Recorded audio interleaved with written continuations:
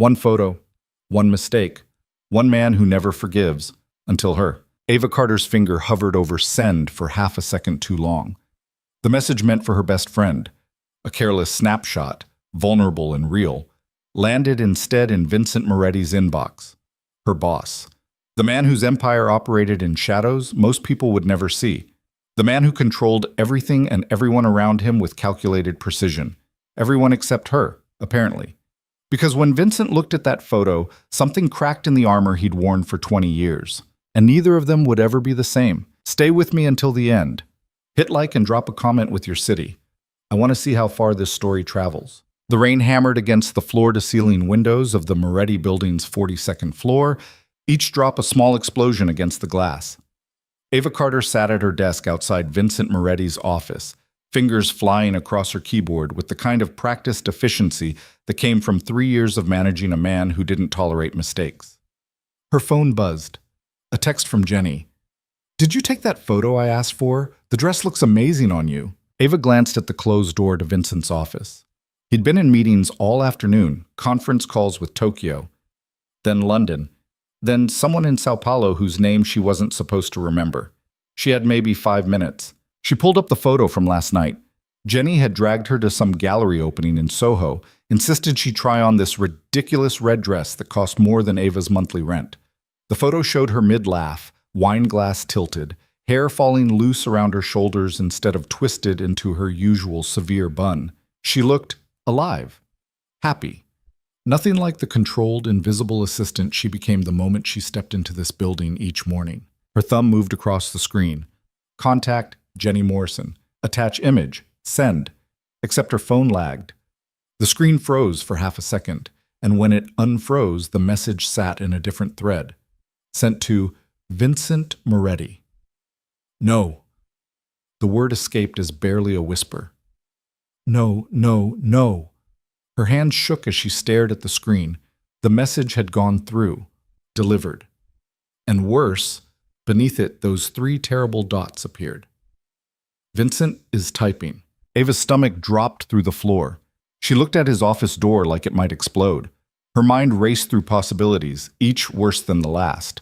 Delete it somehow. Claim her phone was hacked. Quit. Fake her own death and move to Alaska. Her phone buzzed. Vincent Moretti. Wrong recipient, Ms. Carter? Her fingers felt numb. She typed back, deleted it, typed again. Ava. I'm so sorry, Mr. Moretti. It was meant for a friend. Completely unprofessional. It won't happen again. The dots appeared again. Disappeared. Appeared. Vincent Moretti. See me in my office. Ava closed her eyes.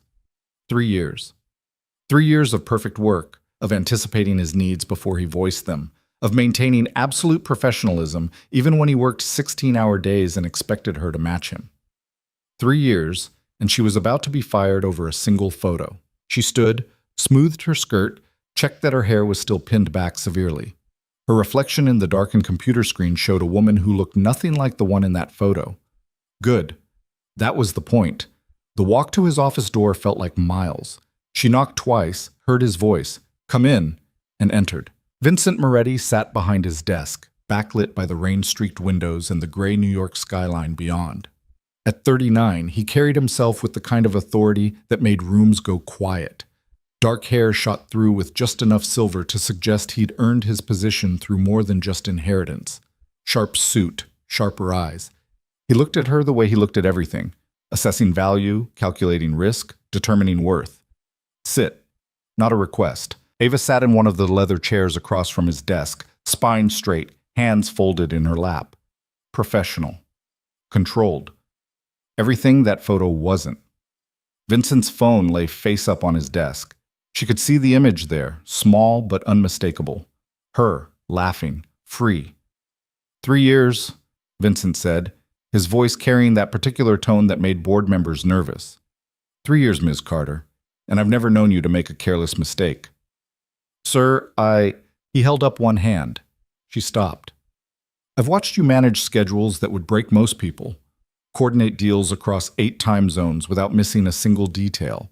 Handle situations that would send my previous 5 assistants into therapy. He leaned back in his chair, studying her. You don't make mistakes. I did today. Her voice came out steadier than she felt. I apologize. It won't. Who is she? Ava blinked. Sir? The woman in this photo. Vincent gestured at his phone. I don't know her. Something twisted in Ava's chest. That's me, Mr. Moretti. No. He said it with complete certainty. The woman I know wears gray or black, hair pulled back, no jewelry except a watch, speaks in complete sentences, doesn't laugh like that. He picked up his phone, looked at the image again. This woman looks happy. The observation landed like a slap. Not cruel, just factual. True. I was at a gallery opening, Ava said quietly, with a friend. It was not a work event. Clearly, Vincent set the phone down. You have a life outside this office. Yes, sir.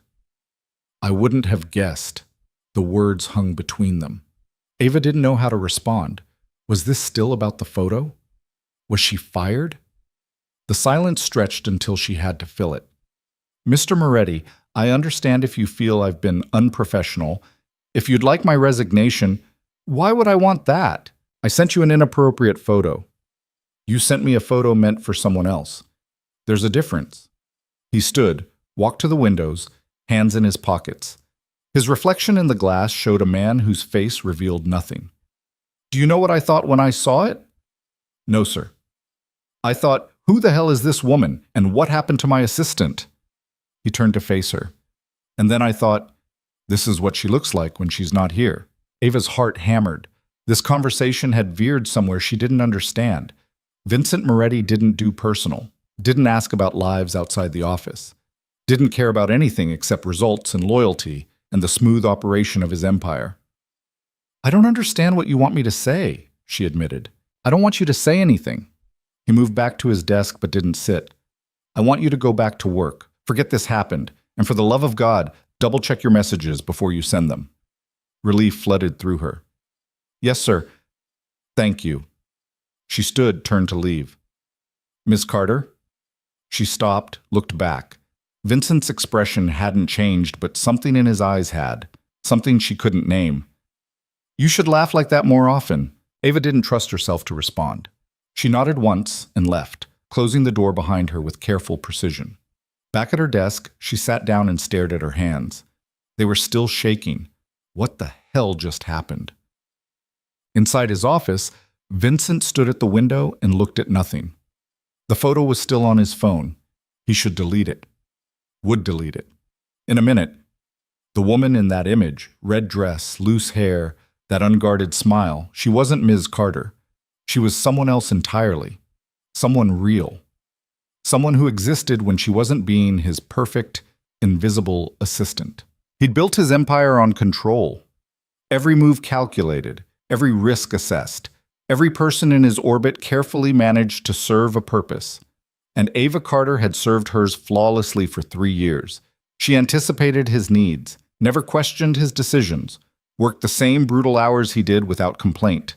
She was the best assistant he'd ever had precisely because she wasn't a person to him.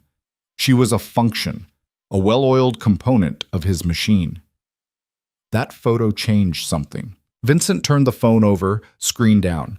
He had a call with the accountants in 15 minutes, then a meeting with his security team, then dinner with the Castellanos, which wasn't dinner at all but a negotiation dressed up in wine pairings and small talk. He had no time for distractions, especially not ones that smiled like that. He picked up his phone, looked at the photo one more time, and made himself delete it. The action felt wrong somehow, like erasing evidence of something that mattered. Vincent shook his head, dismissing the thought. Nothing had changed. Ava Carter was his assistant. That was all. That was everything. The phone buzzed. Marco, his head of security. Issue with the warehouse on Pier 22. Need your call. Vincent's jaw tightened. The legitimate businesses, the real estate development, the import-export company, the investment firm. They were the face of his empire. But the machinery underneath, the network that actually generated the power and money that kept it all running, that was something else entirely. And right now, that machinery had an issue. He grabbed his jacket and headed for the door. Work. That was what mattered. Not mysterious photos, not assistants who looked like different people when they weren't at their desks, just work. Ava made it through the rest of the day on autopilot. She confirmed Vincent's morning meetings for tomorrow, sent briefing documents to his phone, ordered dinner to be delivered to his office at 7 because he'd inevitably forget to eat. At 6:47 p.m., her desk phone rang. Vincent's extension. Yes, sir? The Peterson contract. Did legal send back their revisions? They did. I forwarded them to you at 3:15. A pause. So you did. Thank you, Ms. Carter. Is there anything else you need? Another pause, longer this time. No, go home, it's late. Ava glanced at the time. You're still here, sir. I'm always here. True, Vincent Moretti lived in his work. She'd never known him to take a vacation, rarely saw him leave before 9 or 10 at night. The man was married to his empire in a way that left no room for anything or anyone else. Good night, Mr. Moretti. Miss Carter. His voice stopped her before she could hang up. That photo. I deleted it. Thank you, sir. But for what it's worth... He trailed off, and Ava found herself holding her breath, waiting. Red suits you. The line went dead. Ava sat frozen, phone still pressed to her ear, trying to parse what just happened. Vincent Moretti didn't give compliments, didn't notice details like what color suited someone. Her phone buzzed. A text from Jenny. So, did he fire you or what? Ava. Still employed, somehow. Jenny. See? I told you it wouldn't be that bad. He's probably seen worse. Ava. He said red suits me. Jenny. What? Jenny. Ava Carter. Are you telling me your insanely hot boss just flirted with you? Ava. No, he didn't. It was just, I don't know what it was. Jenny. Babe, that was flirting. Subtle, corporate, weird flirting, but flirting. Ava. You're reading too much into it. He's my boss, that's all. Jenny. Sure. And I'm the Queen of England. Drinks this weekend. I want details. Ava put her phone away and started shutting down her computer. Jenny was wrong. Had to be. Vincent Moretti didn't flirt with his assistant. Didn't see her as anything except a very efficient piece of office furniture that happened to type really fast. The elevator ride down felt longer than usual. The lobby was nearly empty, just the night security guard and a cleaning crew starting their rounds. Outside, the rain had stopped, leaving the streets slick and reflecting the city lights in fractured patterns. Ava's apartment was a 30-minute subway ride away. Small, expensive, barely decorated because she spent more time at the office than at home. She'd lived in New York for 5 years and couldn't remember the last time she'd actually seen any of it beyond the route between her apartment and the Moretti building. Her phone buzzed again as she descended into the subway station. But it wasn't Jenny this time. Vincent Moretti. Tomorrow, 9 a.m. Clear my morning. I need to handle something personal. Ava stopped on the stairs, causing a man behind her to mutter an irritated, "Excuse me," as he pushed past. Personal? Vincent didn't do personal. His calendar was a military precision instrument of meetings, calls, and strategic operations. He didn't take mornings off. Didn't handle anything personal during work hours. Ava. Of course, sir. Should I reschedule your 9:30 with the development team? Vincent Moretti. Move everything to the afternoon. And Miss Carter? Ava. Yes? Vincent Moretti. Bring coffee, the good kind, not the office swill. The message ended there, leaving Ava standing on the subway platform, staring at her phone like it might explain itself. Something had shifted. She could feel it, a hairline crack in the foundation of their perfectly professional relationship. And she had no idea if that crack would seal itself closed by morning or split wide open into something she wasn't prepared to handle. The next morning, Ava arrived at the office at 7:30 with 2 cups of coffee from the place 3 blocks over that Vincent had mentioned exactly once, 9 months ago, in passing. She'd remembered because she remembered everything. Vincent's office door was already open. He sat at his desk in shirt sleeves, no jacket, collar unbuttoned. It was the most casual she'd ever seen him, and it felt strangely intimate. "Good morning, sir." She set the coffee on his desk. "Your morning is clear until 1 p.m. First meeting is with the architects for the Brooklyn project. Thank you. Vincent picked up the coffee, took a sip, and something almost like satisfaction crossed his face. You remembered. I remember everything you tell me, Mr. Moretti. Do you? It wasn't a question. He gestured to the chair across from him. Sit. Ava hesitated. Sir? Sit, Miss Carter, please. She sat, hands folded in her lap, every instinct screaming that this was wrong. Assistants didn't sit with their bosses over coffee. Didn't have informal morning conversations. The hierarchy was clear. He gave orders, she executed them, and the distance between them remained absolute. How long have you worked for me? Vincent asked. 3 years, 2 months, and 16 days. His eyebrow lifted slightly. Exactly. You hired me on January 22nd, 3 years ago. And in all that time, what have I learned about you? The question caught her off guard. Sir? About you, personally. Ava Carter, not my assistant. You. Ava's mind raced. The answer was obvious, nothing. He'd learned nothing because she'd never offered anything. That was the job. That was the deal. I'm not sure what you're asking. Neither am I. Vincent leaned back, coffee cup cradled in both hands. He looked tired, she realized. Actually tired, which was rare. Vincent Moretti didn't show weakness. Yesterday you sent me a photo, and I realized I've been working next to someone for 3 years, and I don't know the first real thing about them. You don't need to know about my personal life to... Maybe I want to. The words hung in the air like smoke.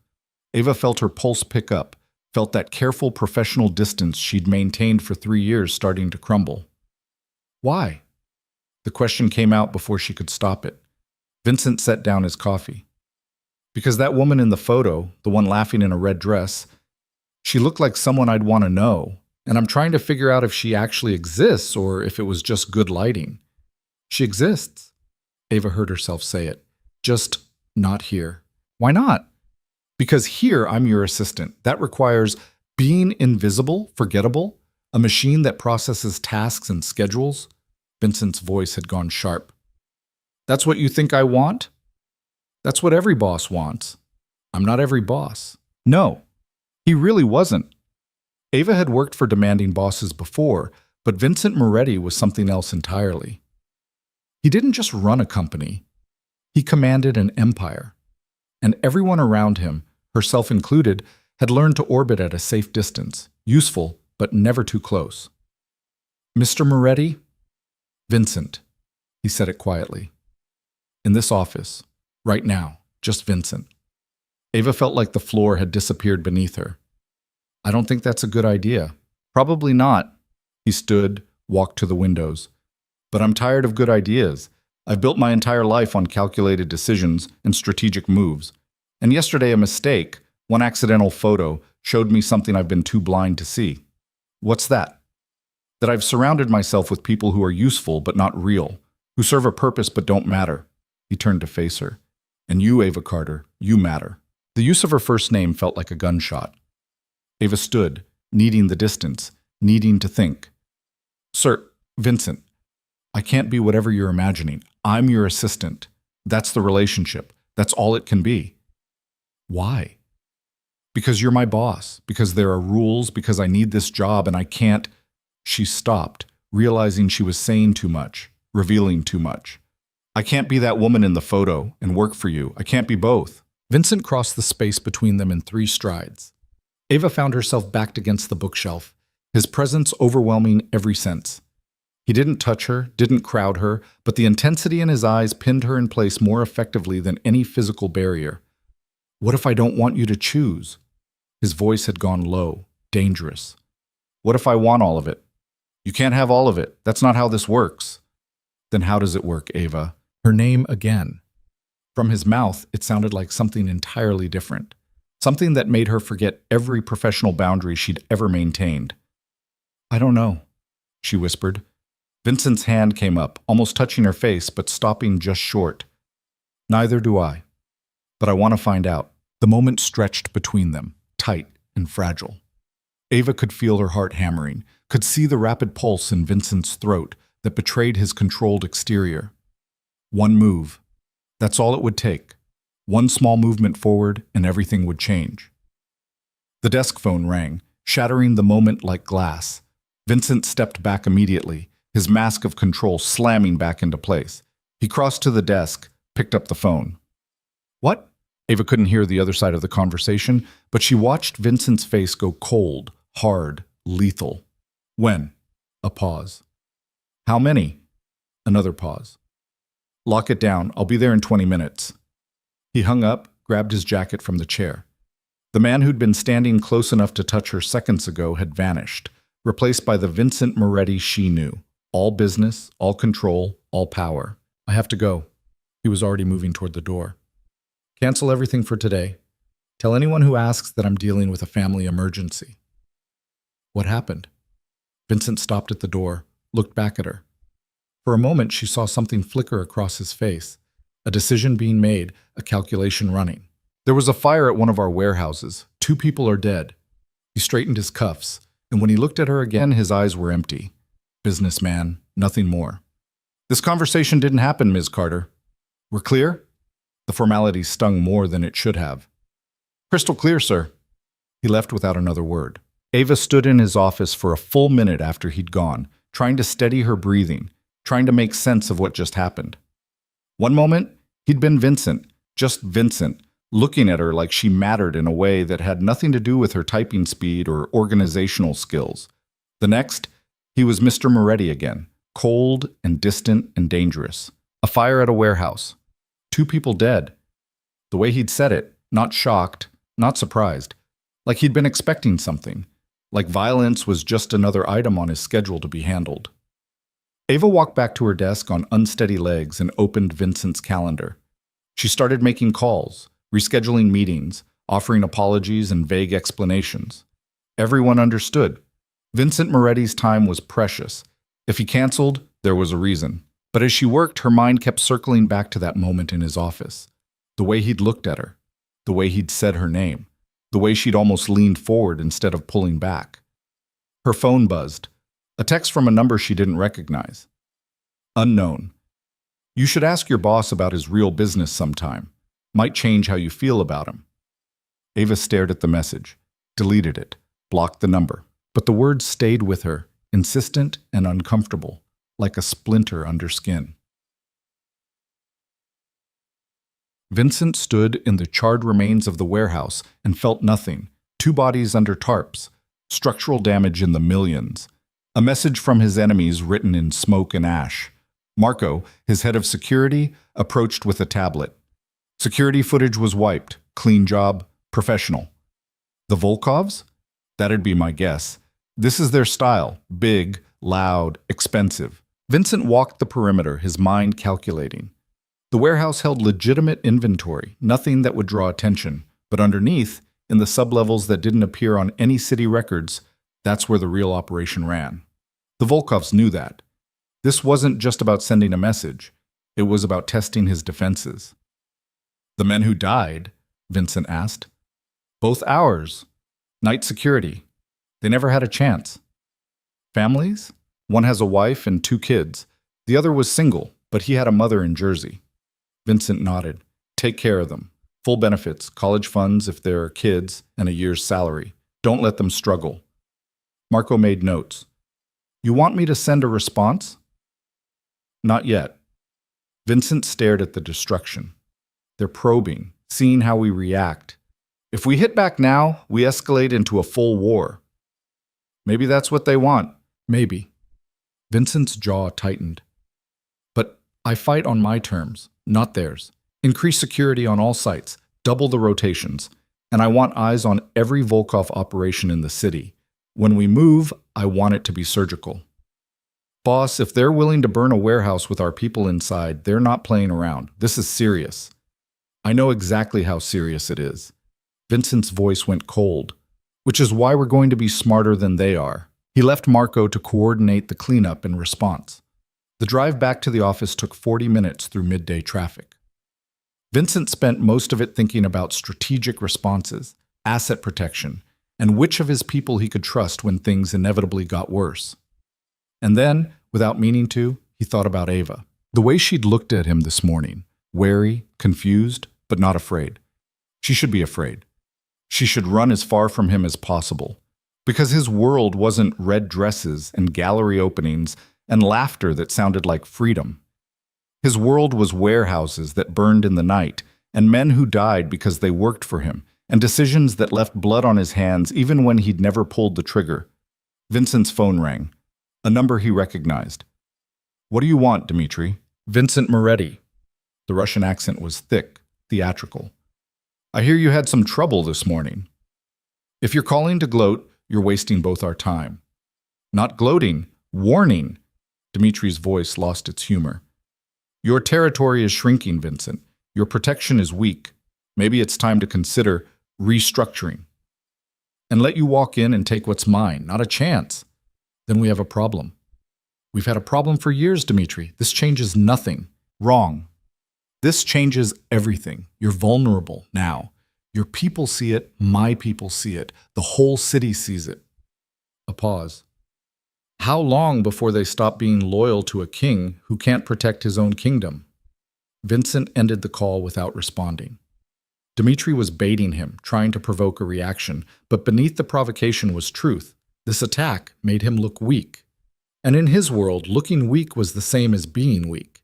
He needed to be smarter, faster, more ruthless. He needed to be the man everyone feared, not the one who stood too close to his assistant and forgot what he was.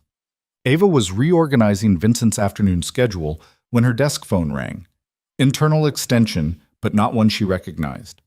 "Ava Carter." "Ms. Carter, this is David from legal. Mr. Moretti requested some documents be prepared. I'm sending them to your email now." "What documents?" "Confidentiality agreements, updated liability waivers, standard stuff for executive assistants in his position." Ava frowned.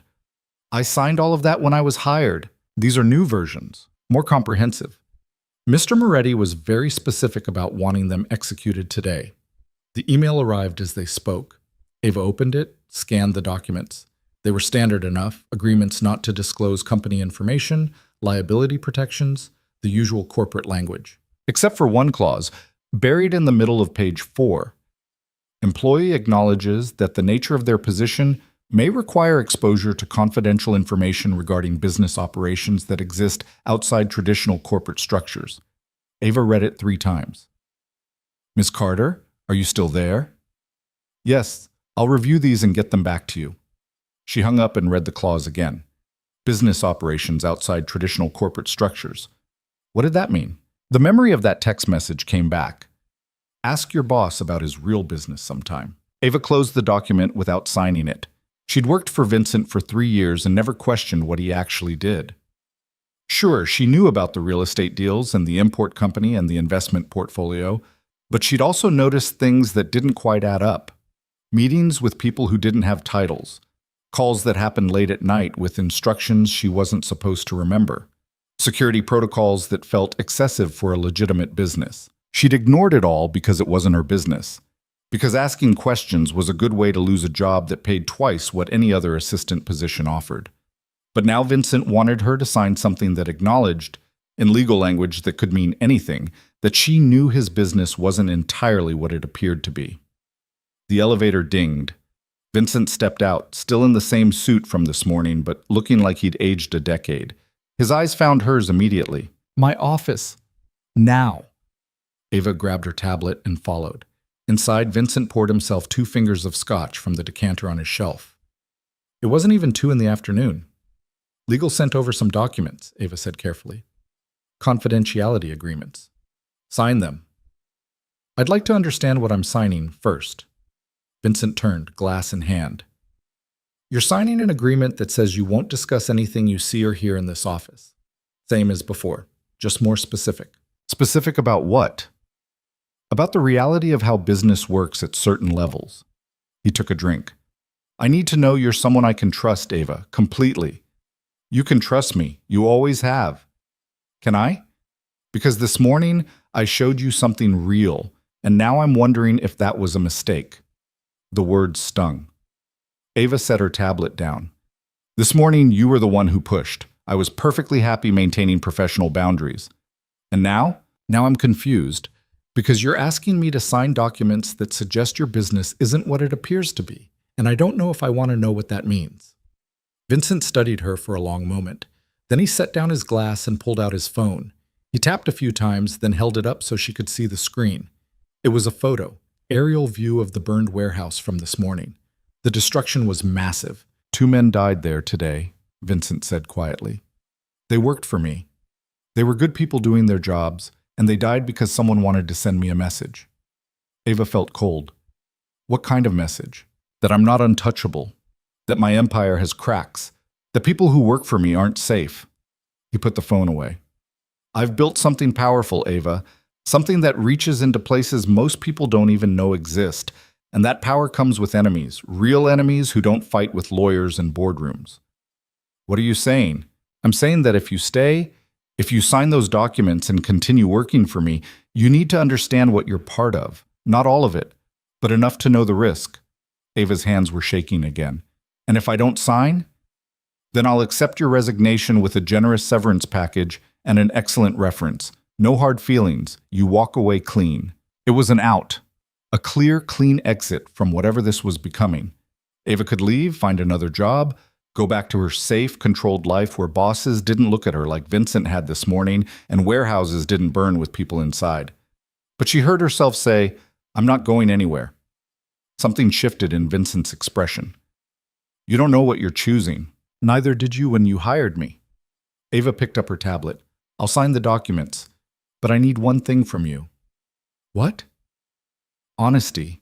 If I'm taking this risk, if I'm stepping into whatever your world actually is, I need to know you'll be honest with me. No games, no manipulations, just truth.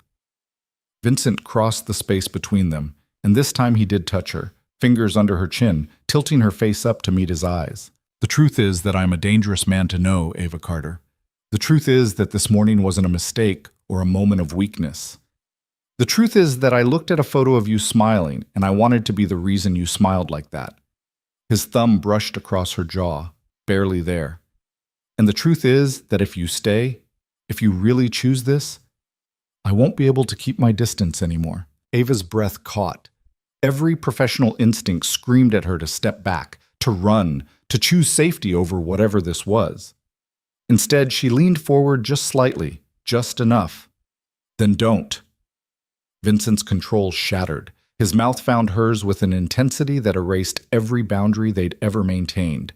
It wasn't gentle or questioning, it was possession and hunger, and 3 years of careful distance collapsing into a single point of contact. Ava kissed him back just as fiercely, fingers tangling in his hair, tablet clattering forgotten to the floor.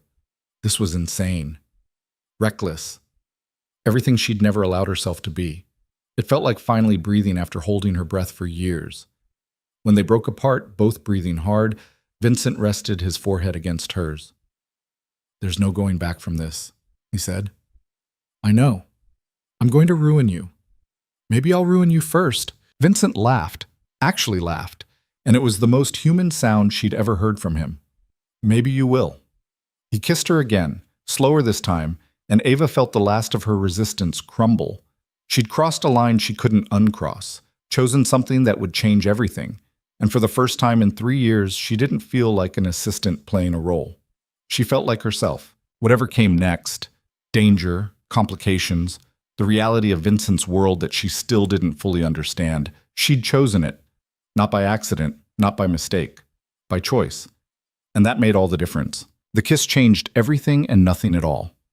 Ava still arrived at the office at 7:30 each morning, still managed Vincent's calendar with ruthless efficiency, still answered his calls with Mr. Moretti's office in that crisp, professional tone that gave nothing away. But now, when Vincent's hand brushed hers as she passed him documents, it wasn't an accident. When he called her into his office and locked the door, it wasn't always about business. And when their eyes met across the conference table during meetings with clients who had no idea what existed between them, the air felt electric enough to catch fire. They were careful. Vincent had enemies, and showing weakness, showing that he cared about someone, was the fastest way to put a target on both their backs. So they maintained the facade. Boss and assistant, professional distance. Nothing to see. Except late at night, when the office emptied and the city lights painted shadows across his windows. when Vincent would pull her close and kiss her like he was trying to memorize the taste of her mouth, when Ava would let herself forget every reason this was a terrible idea and just feel. 3 weeks after that first kiss, Ava sat at her desk reviewing security reports that Marco had flagged for Vincent's attention.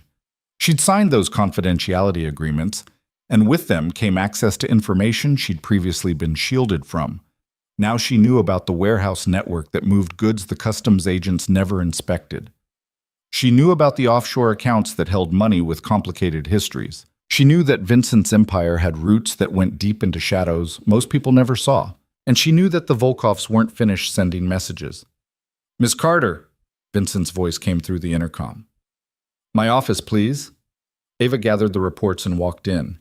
Vincent stood at his windows, hands in his pockets, staring out at the city like he was trying to find answers in the skyline. "Close the door," he said, without turning around. She did. Locked it out of habit now.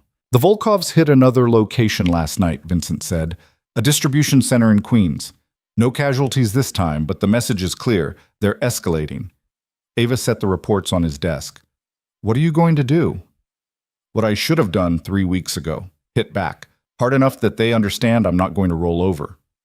"And start a war?" "The war already started. I've just been trying to avoid civilian casualties." Vincent finally turned to face her. He looked tired. Actually tired, with shadows under his eyes that makeup couldn't hide. "Marco wants to go after their operations directly. Take out their revenue streams, make them bleed financially before we escalate to anything physical." "That sounds smart." "It is. It's also slow, and every day I wait, I look weaker." He crossed to his desk, picked up one of the reports. "The families that work for me, the ones who depend on the jobs I provide, they're starting to ask questions, starting to wonder if I can protect them." "Can you?" Vincent's jaw tightened. "I can. But protection requires action, and action requires me to become someone I've been trying not to be." Ava understood. She'd seen glimpses of it, the cold calculation in his eyes when he talked about his enemies, the way his voice went flat and dead when discussing strategies that involved violence. Vincent had built his empire on ruthlessness, but somewhere along the way, he'd started trying to be better, cleaner, more legitimate. The Volkovs were forcing him to remember what he'd been before. "You're not going to like what I have to do," Vincent said quietly. "I know. I'm going to have to make decisions that will put people in danger.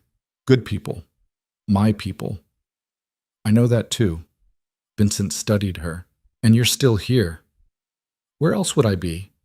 He crossed the space between them, cupped her face in both hands. "Somewhere safe. Somewhere far away from me and this mess." Ava covered his hands with hers. "I chose this, Vincent. I chose you. That includes the messy parts. You don't know how messy it's going to get. Then show me." Something shifted in his expression, a decision being made. He pulled out his phone, made a call. "Marco, conference room in 15 minutes. Bring the strategic team." When he hung up, Ava raised an eyebrow. "Strategic team?" "The people who handle situations that require more than lawyers and accountants." Vincent straightened his tie, slipped back into the controlled mask he wore for business. "You wanted honesty. You're about to get it." 15 minutes later, Ava sat in the private conference room on the 43rd floor, the one that didn't appear on the building directory, surrounded by men who looked nothing like corporate executives. Marco she knew, but the others were new. Hard faces, watchful eyes. The kind of men who'd seen violence and delivered it without hesitation. Vincent stood at the head of the table. "Gentlemen, you know Ms. Carter. She has full clearance now." A few exchanged glances but said nothing. In Vincent's organization, questioning his decisions was a fast track to unemployment. Or worse. "Status report," Vincent said. "Marco?" Marco pulled up a map on the screen. "The Volkovs have hit us twice in 3 weeks. They're testing our response time and security protocols. So far we haven't retaliated, which they're interpreting as weakness. Dmitri called me yesterday," Vincent said. "Offered to restructure our arrangement. Basically wants me to hand over territory and pay tribute like I'm some kind of vassal." One of the men, thick neck, scarred knuckles, laughed without humor. "That's not happening." "No, it's not. Which means we respond. Options?" Marco switched to a new slide showing several locations. "We've identified 3 primary Volkov revenue streams in the city, their shipping operation at Port Newark, their restaurant network in Brighton Beach, and their gambling operations in Midtown. We hit all three simultaneously. We cut their cash flow by roughly 40%. Casualties? Vincent asked. Depends on timing. If we hit during off hours, minimal. If we go during business hours, it sends a stronger message but increases risk to civilians. Ava watched Vincent's face remain perfectly neutral. What's your recommendation? Off hours for the port and restaurants. Those are civilian heavy. But the gambling operations, those are fair game. Dimitri's nephew runs that network. We hit him directly. It's personal. Collateral damage? Marco didn't flinch. Some. Can't be helped. Vincent was silent for a long moment. Then, give me 48 hours. I want confirmation on security patterns and police patrol schedules. When we move, it needs to be clean. Boss, clean isn't going to send the message you need to send. I didn't say subtle. I said clean. I want the Volkovs bleeding, but I don't want bodies that trace back to us. Understood? Marco nodded, though his expression suggested he disagreed. The meeting continued for another hour. Details about logistics, personnel, contingencies. Ava took notes mechanically, her mind trying to process what she was hearing.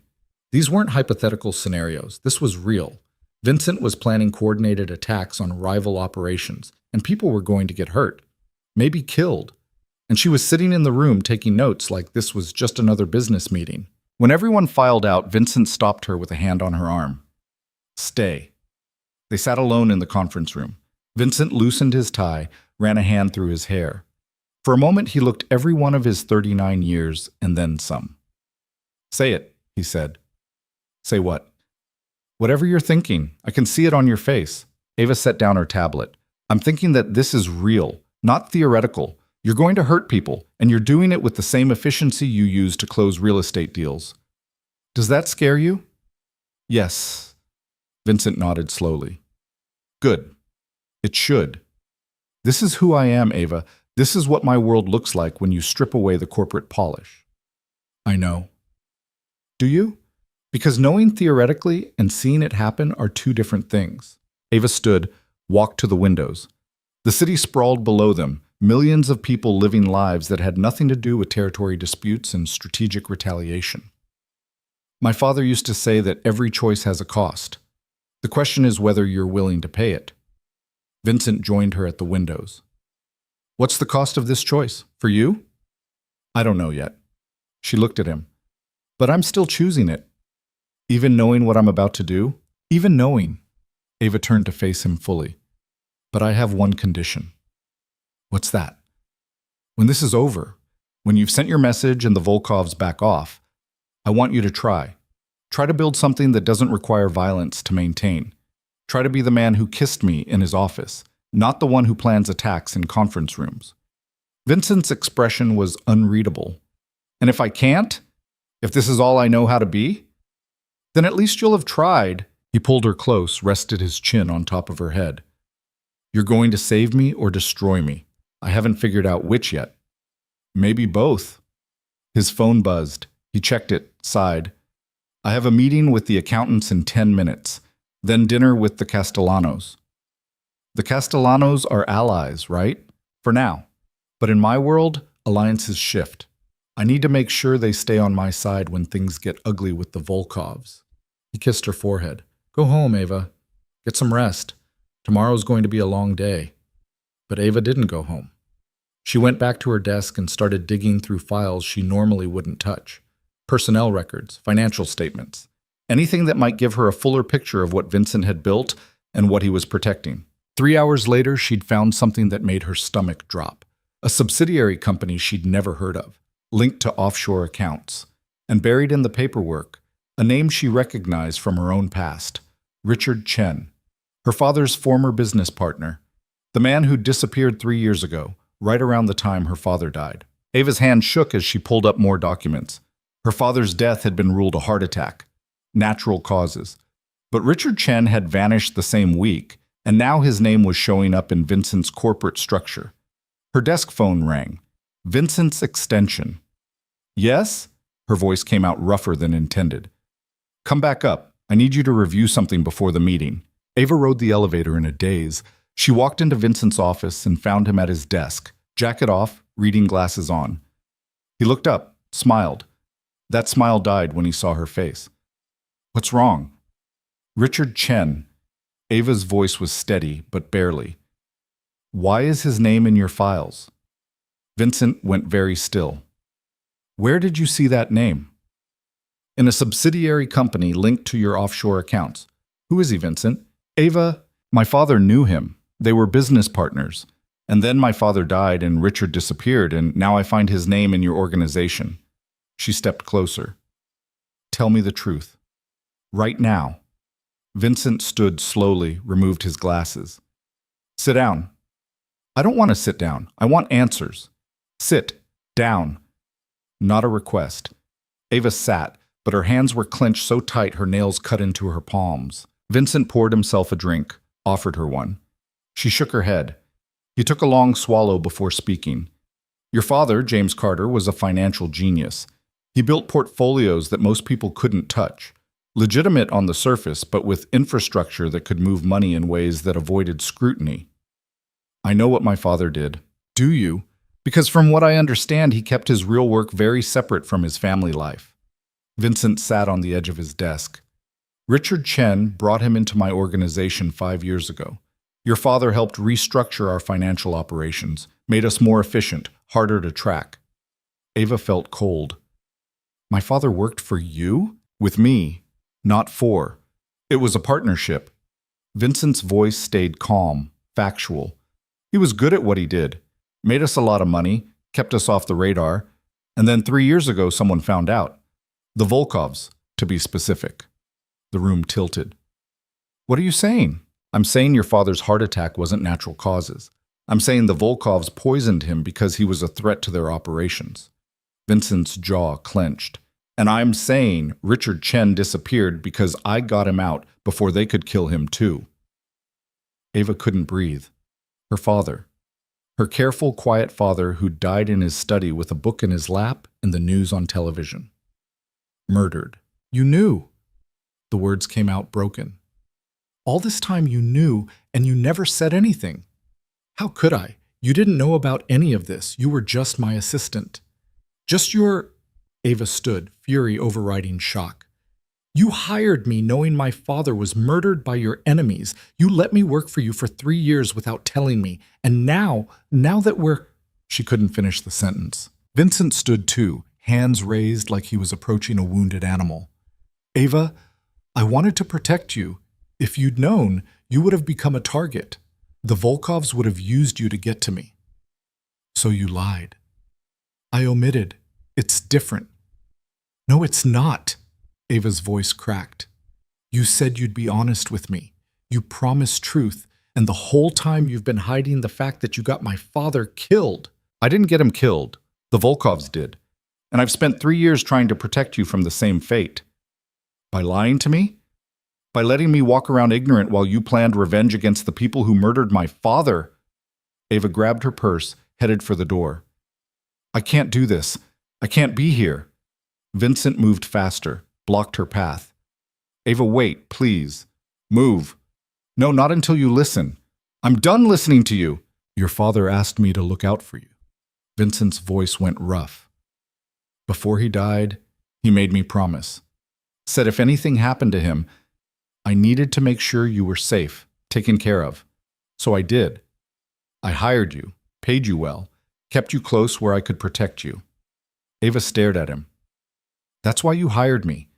Not because I was qualified, but because of some promise?" "Both.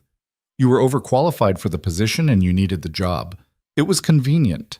"Convenient." The word tasted bitter. "Everything between us, it's all been built on lies." "Not lies. Necessity. There's a difference. To you, maybe. Not to me." Ava pushed past him. This time he let her go. She made it to the elevator before the tears came, made it outside before the full weight of it crashed over her, her father, murdered. And Vincent had known, had built their entire relationship on that foundation of deception. Ava walked for blocks without seeing the city around her. Her phone rang repeatedly. Vincent calling, but she ignored it. She needed space, needed air, needed to figure out if anything she thought she knew was actually real. She ended up at Jenny's apartment in the village. Her friend took one look at her face and pulled her inside without questions.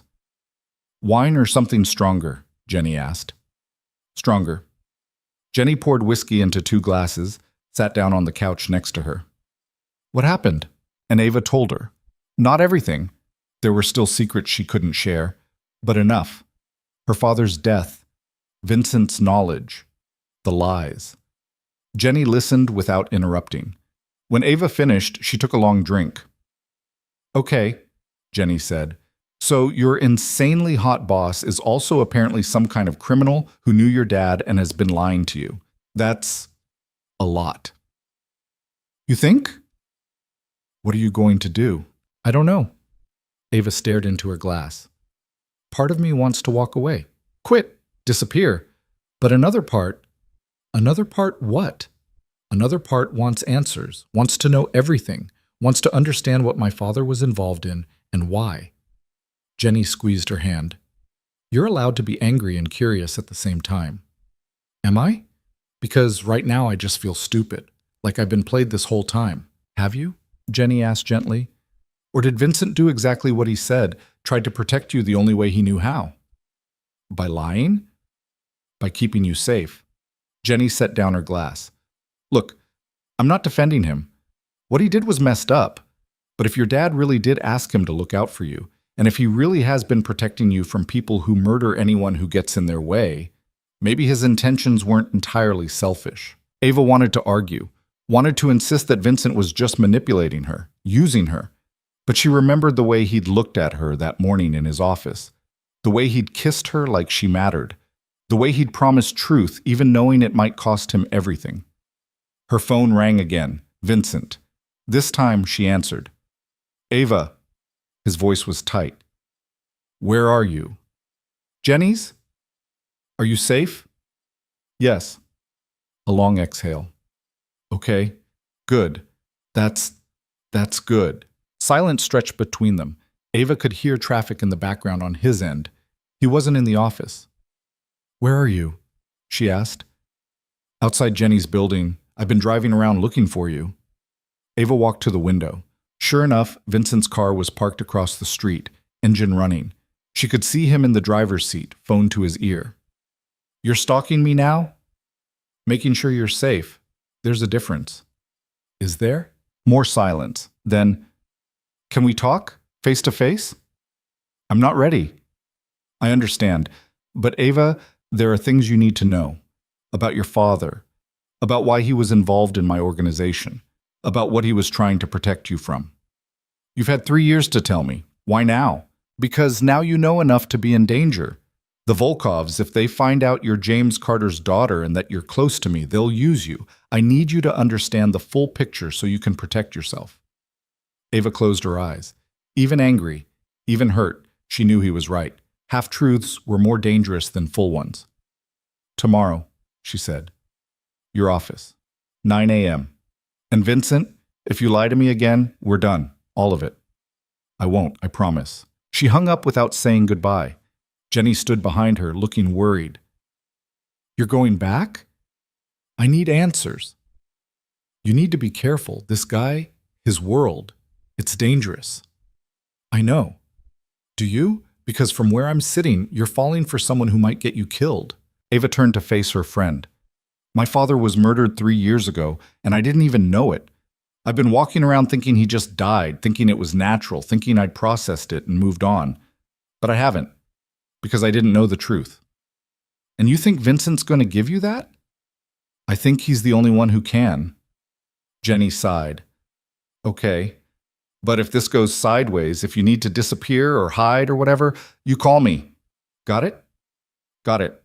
Ava spent the night at Jenny's, sleeping fitfully on the couch. Her dreams were tangled things, her father's face, Vincent's voice, gunfire that might have been thunder or might have been something worse. She woke at 6, showered, borrowed clothes from Jenny. By 8, she was on the subway heading to the office, her mind clear and cold. Vincent was waiting when she arrived. He looked like he hadn't slept at all. "Coffee?" he offered. No, just talk. They sat in his office, morning light harsh and unforgiving through the windows. Vincent pulled out a file folder, set it on the desk between them. This is everything I know about your father's involvement with my organization. Everything he did, everyone he worked with, and why the Volkovs targeted him. Ava opened the folder. Inside were financial records, photographs, documents in her father's handwriting, proof of everything Vincent had told her, and more. He wasn't just cleaning money, Vincent said quietly. He was building something, a parallel financial infrastructure that could sustain operations if the main channels got compromised. It was genius work, the kind of thing that takes years to construct. Why would he do that? Because he believed in what we were trying to build. Not the violence or the territory disputes, but the legitimate businesses, the jobs we created, the communities we supported. Vincent leaned forward. Your father came from nothing, Ava.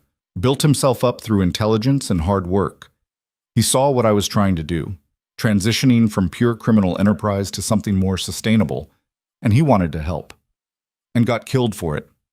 Yes, Ava flipped through more documents. These accounts, they're still active. Your father set them up to be untouchable. Even after his death, the infrastructure he built continues to function. It's protecting millions of dollars in assets. Assets that belong to you. Vincent was quiet for a moment. Then, assets that belong to both of us. Ava looked up sharply. What? Your father made sure that if anything happened to him, half of everything he'd built would go to you. Not immediately. He knew that would make you a target. But he set up trusts, holding companies, structures that would mature when you were ready. Ready for what? To choose. Vincent met her eyes. To decide if you wanted to walk away from all of this or step into it. He gave you the option. Ava's hand shook as she held the papers. My father, he wanted me to have a choice. He wanted you to have power, freedom, security. Vincent's voice went soft. He wanted you to never be dependent on anyone, and he built you an empire to ensure that. The implications crashed over her. Her father hadn't just worked for Vincent, he'd been building something for her, a legacy, a future, and Vincent had been holding it in trust, waiting. When were you going to tell me? Ava asked. When the time was right. When you were ready to handle it. You mean, when you decided I was ready? Yes. No apology in his voice, just truth. Ava stood, walked to the windows. Below, the city woke up. People heading to work, living normal lives, unaware of the shadow empires operating around them. I need time, she said, to process this. All of it. Take what you need. But I'm not leaving, not yet. She turned to face him. I want to know everything. About the Volkovs. About what they did to my father. About what you're planning to do about it. Vincent stood too. Ava, that's not everything, Vincent. You promised honesty. This is what I'm asking for. He studied her for a long moment, then nodded slowly. All right. But once you know, you can't unknow it. And once you're involved, you're in this completely. There's no halfway. I understand. Do you? Because the things I'm going to do to the Volkovs, the revenge I'm going to take for your father and my people, it's not going to be clean or noble or easy to watch. Ava met his eyes. Good. Because I don't want clean. I want them to pay for what they did. Something shifted in Vincent's expression. Surprise, maybe, or recognition. You're your father's daughter. Apparently so. He crossed to her, framed her face with both hands. I'm sorry for not telling you sooner, for letting you believe your father's death was natural, for all of it. I know. Ava covered his hands with hers. But sorry doesn't change anything. Action does. So show me. Show me everything, and then we decide what comes next. Vincent kissed her, and it tasted like promises neither of them was sure they could keep. But in that moment, tangled together in his office with the morning light washing over them, they tried to believe it was possible. That truth could coexist with lies. That love could survive in a world built on violence. That they could choose each other despite everything that should keep them apart. Outside, the city moved on, indifferent to the choices being made 42 floors above the street. And somewhere in Brighton Beach, Dmitry Volkov sat in his restaurant and planned his next move, unaware that the game had just changed. That Ava Carter wasn't just Vincent Moretti's assistant anymore. She was a player, and she had her own score to settle. The attacks came 48 hours later, exactly as Vincent had planned. 3 simultaneous strikes. The port operation went down in what looked like an electrical fire. The restaurant network lost its liquor licenses to a sudden health inspection that found violations nobody could explain. And the gambling network got raided by federal agents acting on an anonymous tip that led them straight to Dimitri's nephew. Ava watched the news coverage from Vincent's office, her coffee going cold in her hands. The reporters talked about unfortunate accidents and routine enforcement actions. Nobody mentioned the careful orchestration behind it all. 42%, Marco said, looking at his tablet. That's how much we just cut from their monthly revenue. Dimitri's going to feel this. Vincent stood at the windows, arms crossed. How long before he responds? Hours. Maybe a day if he's being strategic. Marco glanced at Ava, then back to Vincent. You sure you want her here for this? She stays, Vincent said. No room for argument. Ava set down her coffee. I can handle it. Marco didn't look convinced, but he nodded. We've doubled security on all our primary locations. Your apartment building has 2 of our guys in rotation, and the office has extra eyes on every entrance. What about Ava's apartment? Vincent asked. Already covered, 3-man rotation, plus cameras on her floor. Ava's stomach twisted. She'd known this was coming, knew that getting involved meant accepting protection she'd never needed before, but hearing it laid out so clinically made it real in a way that still felt surreal. I don't want to go into hiding, she said. I still have work to do. Vincent turned to look at her. You understand that work now includes being a target, right? The moment the Volkovs connect you to me in any meaningful way, you become leverage. Let them try. Marco actually smiled at that. She's got spine, boss. I'll give her that. Spine doesn't stop bullets, Vincent said flatly. He checked his watch. We have a dinner meeting with the Castellanos tonight. Are we still on? Yeah, but Tony's asking questions, wants to know if the trouble with the Volkovs is going to spill over into his territory. Tell him we're containing it. Are we? Vincent's expression hardened. We will be. After Marco left, Ava moved to stand next to Vincent at the windows. The city looked peaceful from up here, orderly, nothing like the chaos brewing beneath its surface. You're going to that dinner alone, Ava said. No, I'm not. Vincent, you're coming with me. He turned to face her. Not as my assistant, as my partner. The Castellanos need to see that I have allies, that I'm not isolated. Your presence sends a message. What message is that? That I'm strong enough to protect what's mine, that I'm not hiding or running scared. His hand found hers, fingers threading together. And that anyone who comes after you comes after me. Ava's pulse quickened. You're using me as a statement. I'm showing them the truth, that you matter to me, that hurting you would be a declaration of war. Vincent's jaw tightened. I know it's not romantic. I know it puts you at risk. But in my world, hiding you away makes you look like a weakness to exploit. Standing with me makes you look like someone they can't touch. And which one actually keeps me safer? Honestly, I don't know, but I'd rather have you where I can see you than somewhere I can't. Ava understood the logic, even as it made her chest tight with fear. This was the reality she'd chosen. A world where dinner meetings were strategic chess moves and showing up with the wrong person could get you killed. What do I wear to a meeting with the Castellanos? She asked. Vincent smiled slightly. Something that says you're not someone to underestimate.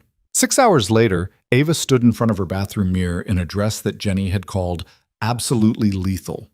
Black, fitted, expensive. Hair down for once, makeup carefully applied. She looked like someone who belonged at Vincent's side.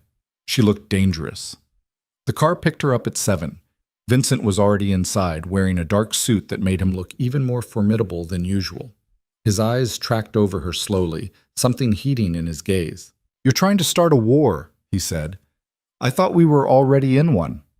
He pulled her close, kissed her hard enough to mess up her lipstick. When they broke apart, his thumb wiped away the smudge at the corner of her mouth. Stay close to me tonight, Vincent said. Don't accept drinks from anyone except me or the server. Don't go anywhere alone. And if something feels wrong, you tell me immediately. You think the Castellanos would try something? I think everyone's dangerous until they prove otherwise. He kept his arm around her as the car pulled into traffic. Tony Castellano has been an ally for 5 years, but alliances shift when wars start. He might decide I'm a losing bet and side with the Volkovs, or he might see an opportunity to take us both out and expand his own territory. So why are we having dinner with him? Because if I don't show up, it looks like I'm weak, like I'm scared, and that's worse than walking into potential danger. Vincent's fingers traced patterns on her shoulder. Power is perception, Ava. If people think you're strong, you are. The moment they sense fear, you're finished. The restaurant was in Tribeca, the kind of place that didn't have prices on the menu and where reservations were made months in advance. But Vincent walked in like he owned it, one hand on Ava's back, and they were shown immediately to a private room in the back. Tony Castellano stood when they entered. He was older than Vincent, maybe mid-50s, with silver hair and the kind of face that looked friendly until you looked closer and saw the calculation in his eyes. "Vincent?" Tony's handshake was firm. "Good to see you." "Tony, thanks for making time." Tony's gaze shifted to Ava, assessing. "And who's this?" "Ava Carter, my partner." Vincent pulled out a chair for her. Tony's eyebrows rose slightly. "Partner, that's a new development." "Recent, yes." They sat, and a server appeared with wine. Ava watched Vincent taste it first before she took her own glass. The whole dinner felt like a performance, everyone playing roles, saying one thing while meaning another. "I hear you've been having some trouble with our Russian friends," Tony said once they'd ordered. "Nothing I can't handle." "That warehouse fire was unfortunate, and now these incidents today, the port, the restaurants, the gambling operation. Someone's making moves." Vincent's expression didn't change. Business has always been competitive. Competitive is one thing. This feels personal. Tony leaned back.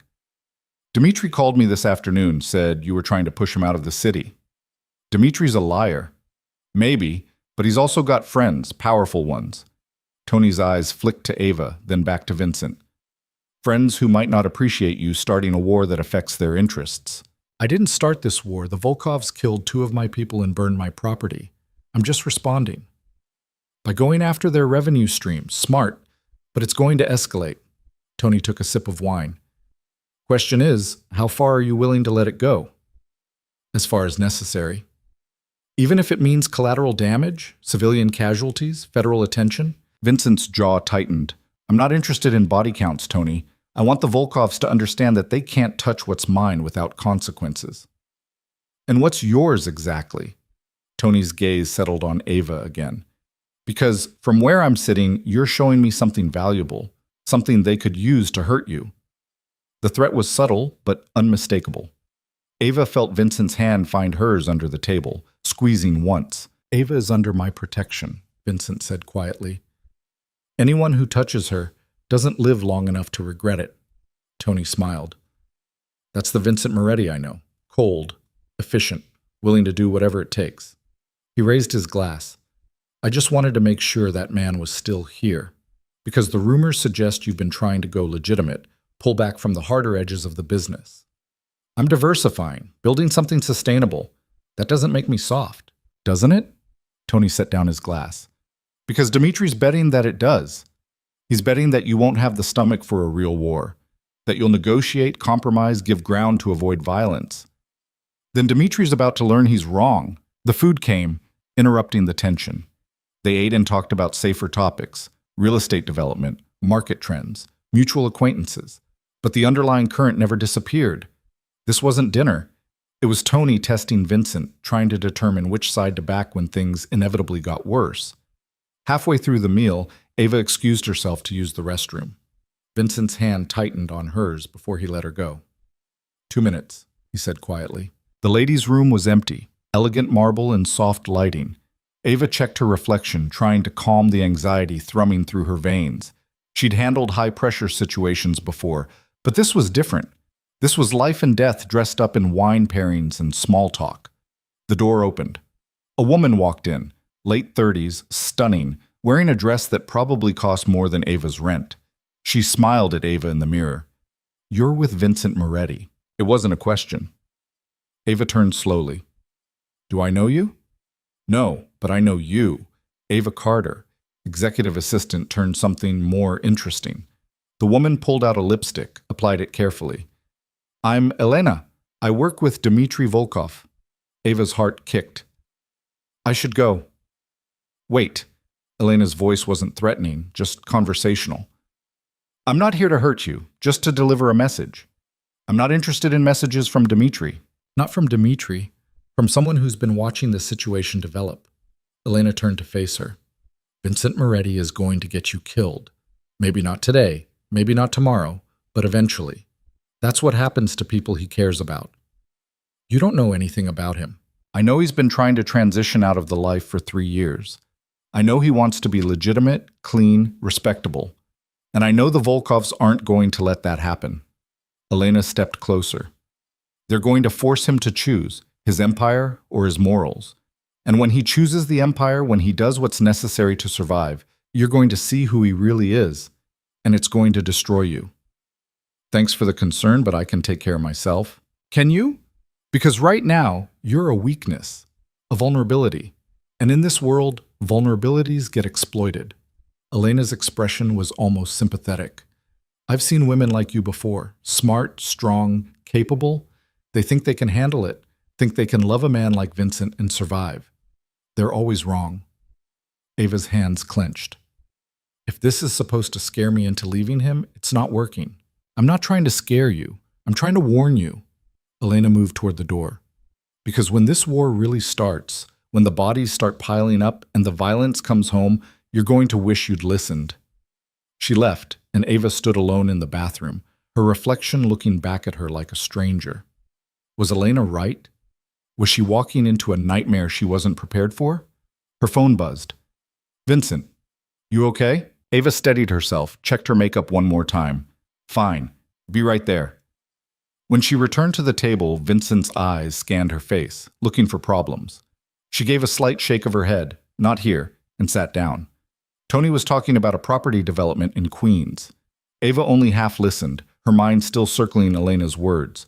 But she smiled and nodded and played her part until dinner ended and they said their goodbyes. In the car, Vincent pulled her close immediately. What happened? A woman named Elena said she works with Dmitry. Found me in the bathroom. Vincent went rigid. Did she touch you? No, just talked. Warned me that being with you was going to get me killed. Psychological warfare. They're trying to make you doubt, make you leave. I know. Ava looked at him. She said the Volkovs are going to force you to choose between your empire and your morals. That when you choose the empire, it'll destroy us. Vincent was quiet for a long moment. Then, she's not entirely wrong. The admission hit like a punch. Ava pulled back slightly. What? I've been trying to build something better. Something that doesn't require constant violence to maintain. But the Volkovs are pushing me back into the man I was before. The one who didn't hesitate, didn't second guess, didn't care about collateral damage. His hands were fists on his knees. And if they keep pushing, that's exactly who I'll have to become again. And what happens to us when you do? I don't know. Vincent's voice was raw. Maybe Elena's right. Maybe you should walk away now before it gets worse. Ava grabbed his face, forced him to look at her. I'm not walking away. I'm asking you to fight for something better, to find a way to protect your empire without losing yourself. That's not how this works, Ava. Sometimes you don't get to be the good guy and the survivor. Then be both anyway. Try. Vincent kissed her hard, desperate, like he was drowning and she was air. When they broke apart, his forehead rested against hers. I'll try, he whispered, but I can't promise I'll succeed. I'm not asking for promises. I'm asking for effort. The car pulled up to Vincent's building, a high-rise in Midtown with security that rivaled the Pentagon. He'd insisted she stay with him tonight, and Ava hadn't argued. Her apartment felt exposed now, vulnerable. His penthouse was exactly what she'd expected. Expensive, minimalist, impersonal, like a hotel room someone had been living in for years without ever making it home. Drink? Vincent asked, heading for the bar. No, I want answers. Ava set down her purse. Elena knew who I was, knew I'd been your assistant. How? The Volkovs have people everywhere. Someone in my organization is feeding them information. You have a leak. Yeah, Vincent poured himself scotch. Marco's been trying to identify them for weeks. No luck yet. What happens when you find them? Vincent's expression went cold. They stop being a problem. Ava understood what that meant. Another line crossed, another piece of Vincent's soul sacrificed to necessity. Her phone rang. Unknown number. She showed Vincent, who nodded. Ava Carter. Ms. Carter. The voice was accented. Russian. Dmitri. We haven't been formally introduced, but I feel like we should talk. Vincent was already moving, pulling out his own phone, typing something to Marco. Ava put the call on speaker. I don't have anything to say to you. No? Even after what I did to your father? The room went silent. Ava felt her blood turn to ice. What did you say? James Carter. Financial genius. Unfortunate heart attack 3 years ago. Dimitri's voice carried false sympathy. Such a tragedy, and such a coincidence that you're now working so closely with Vincent Moretti. You killed him. I did. Though it wasn't personal, just business. He was helping Vincent build infrastructure that threatened our operations. We couldn't allow it. A pause. But you, Ms. Carter, you're different. You have a choice. Walk away from Vincent, and you live. Stay with him, and you end up like your father. Ava's hands shook with rage. You're threatening me? I'm offering you a way out. Because unlike your father, who chose this life knowingly, you've been manipulated into it. Vincent's been using you from the beginning, keeping secrets, hiding truths. He's not your protector, Ms. Carter. He's your handler. You don't know anything about us, don't I? Ask him about the other women. Ask him what happened to them. Ask him why he's really keeping you close. Dimitri's voice went harder. And then ask yourself if you trust him enough to die for him. Because that's what's coming. The line went dead. Ava stood frozen, the phone still in her hand. Vincent was across the room, jaw clenched, eyes dark. He's lying, Vincent said. He's trying to make you doubt. Other women, what does that mean? Nothing. There's no one else. There hasn't been for a long time. That's not what he implied. He said to ask what happened to them. Vincent set down his drink hard enough that it sloshed. 5 years ago, I was seeing someone. Her name was Sophia. She wasn't involved in the business, didn't know anything about what I actually did, but someone found out anyway, used her to get to me. Ava's stomach dropped. What happened? They took her, held her for ransom. I paid it, got her back, and then I made sure everyone involved in her kidnapping disappeared. Vincent's voice was flat, emotionless. And then I made sure Sophia disappeared too. New identity, new city, money to start over. Because being connected to me had nearly killed her. You saved her. I destroyed her life and then paid to fix it. That's not the same thing. Ava moved closer. And you think that's what's going to happen to me? I think Dimitri's right about one thing. Staying with me is dangerous, potentially fatal. Then make me less of a target. Vincent looked at her like she'd lost her mind. How? Teach me. Train me. Whatever your people know about protecting themselves, about surviving in your world, teach me. Ava's voice was steady despite the fear crawling up her spine. I'm not Sophia. I'm not some civilian who doesn't understand what she's gotten into. I'm my father's daughter, and he built an empire while working with you. If he could navigate this world, so can I. Ava, no. You don't get to protect me by hiding me away. You protect me by making me strong enough to stand beside you. She grabbed his jacket, pulled him close. I'm not running, I'm not leaving, so stop trying to save me and start treating me like a partner. Vincent stared at her for a long moment. Then something shifted in his expression, a decision made. Okay, he said quietly, but once we start this, there's no going back. You'll see things, learn things, do things that you can't undo. I already killed my old life the day I kissed you in your office. Whatever comes next, I'm choosing it with open eyes. Vincent kissed her, and it tasted like commitment and fear and something that might have been hope if either of them believed in it anymore. When he pulled back, his phone was already in his hand. Marco, I need you to set up training for Ava, self-defense, weapons, situational awareness, everything. He listened for a moment, then, I don't care if it's unorthodox. Make it happen. After he hung up, Ava asked, what did he say? That I'm insane for bringing you deeper into this. Vincent's thumb brushed her cheek. He's probably right. Probably. But you're doing it anyway. Because the alternative is losing you, and that's not an option. They stood together in his penthouse, 40 stories above a city that had no idea what storms were brewing in its shadows. Outside, rain started to fall. The kind of heavy spring rain that washed the streets clean and made everything feel temporary. Vincent's phone buzzed. A text from Marco. "We've got movement." 3 Volkov vehicles heading toward our warehouse in Red Hook. Could be reconnaissance. Could be another hit. Vincent showed Ava the message. "I have to go. Then I'm coming with you." "Absolutely not. It's too dangerous. You just agreed to stop protecting me by hiding me. This is part of it. This is different. This is active threat response." Ava grabbed her purse. "Then it's a good opportunity to learn, isn't it?" Vincent looked like he wanted to argue. Instead, he grabbed a bulletproof vest from his closet, helped her into it. The weight was strange, uncomfortable. If I tell you to run, you run. If I tell you to hide, you hide. No questions, no arguments. Understood? Understood. The drive to Red Hook took 20 minutes. Marco was waiting with 6 other men, all armed, all looking like they'd seen combat before. They didn't even blink when Ava climbed out of the car behind Vincent. "Status?" Vincent asked. 3 vehicles circling the perimeter. No approach yet. Could be they're just watching. Marco handed Vincent a handgun.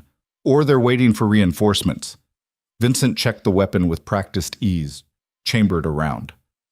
Ava watched, trying not to think about the fact that she was standing in a warehouse parking lot at midnight while armed men prepared for a potential firefight. This was her life now. This was the choice she'd made. "Keep her behind the secondary line," Vincent told Marco. "If shooting starts, get her out." "Boss, that's an order." Marco nodded reluctantly. He positioned Ava behind a concrete barrier with clear sight lines to the street. 2 of Vincent's men flanked her, silent and professional. They waited. Minutes stretched. Rain hammered on the warehouse roof, drowning out smaller sounds. Then headlights cut through the darkness. Not 3 vehicles. 6. "They brought friends," one of Vincent's men muttered. The vehicles stopped just outside the fence line. Doors opened. Men piled out. Too many to count quickly. And in the middle of them, backlit by headlights, Dmitry Volkov. "Vincent Moretti," Dmitri's voice carried across the parking lot. "Come out. Let's talk like civilized men." Vincent stepped into the open, hands visible, but one near his weapon. "Talking requires trust, Dmitry. You burned through mine." "Did I? Or did you start this by attacking my operations?" "You killed my people first. Collateral damage and a necessary message." Dmitry spread his hands. "But this doesn't have to escalate. We can still resolve this peacefully." "By me rolling over and letting you take my territory? No thanks." "Then we have a problem." Dmitri's smile vanished. "Because I didn't come here to negotiate, Vincent. I came here to show you something." He gestured. One of his men dragged someone forward, a figure in a hood, hands bound. When they pulled off the hood, Ava's breath caught. Richard Chen, her father's partner, the man Vincent had supposedly protected. "Remember him?" Dmitry called. "James Carter's friend. Been hiding for 3 years. But we found him, and he's been very informative about your financial infrastructure." Vincent went rigid. "If you hurt him, you'll what? Start a war you're already losing?" Dmitry pulled out a gun, pressed it to Richard's head. "Here's my offer. You walk away. Leave the city. Turn over your operations to someone more competent. Or I kill him, and then I kill everyone else you care about, one by one, until you have nothing left." Ava watched Vincent's face, saw the calculation happening behind his eyes. The math of survival. Richard Chen's life against everything Vincent had built, and she saw the exact moment Vincent made his choice. "Let him go, Dmitry. Take me instead." The parking lot went silent. Dmitry laughed. "You? What good are you to me?" "You want me gone, want my organization dismantled. Take me hostage, use me as leverage, but let Richard go. He's not part of this." "Vincent, no!" Marco started. "Stand down!" Vincent's voice was cold, final. He started walking toward Dmitry, hands raised. Ava's mind raced. This was wrong. Dmitry wasn't going to honor any deal. He was going to take Vincent and kill him, and then he was going to kill Richard anyway, and then he was coming for her. She'd said she wanted to be a partner, wanted to stand beside Vincent, not behind him. Time to prove it. Ava stepped out from behind the barrier before anyone could stop her. Wait!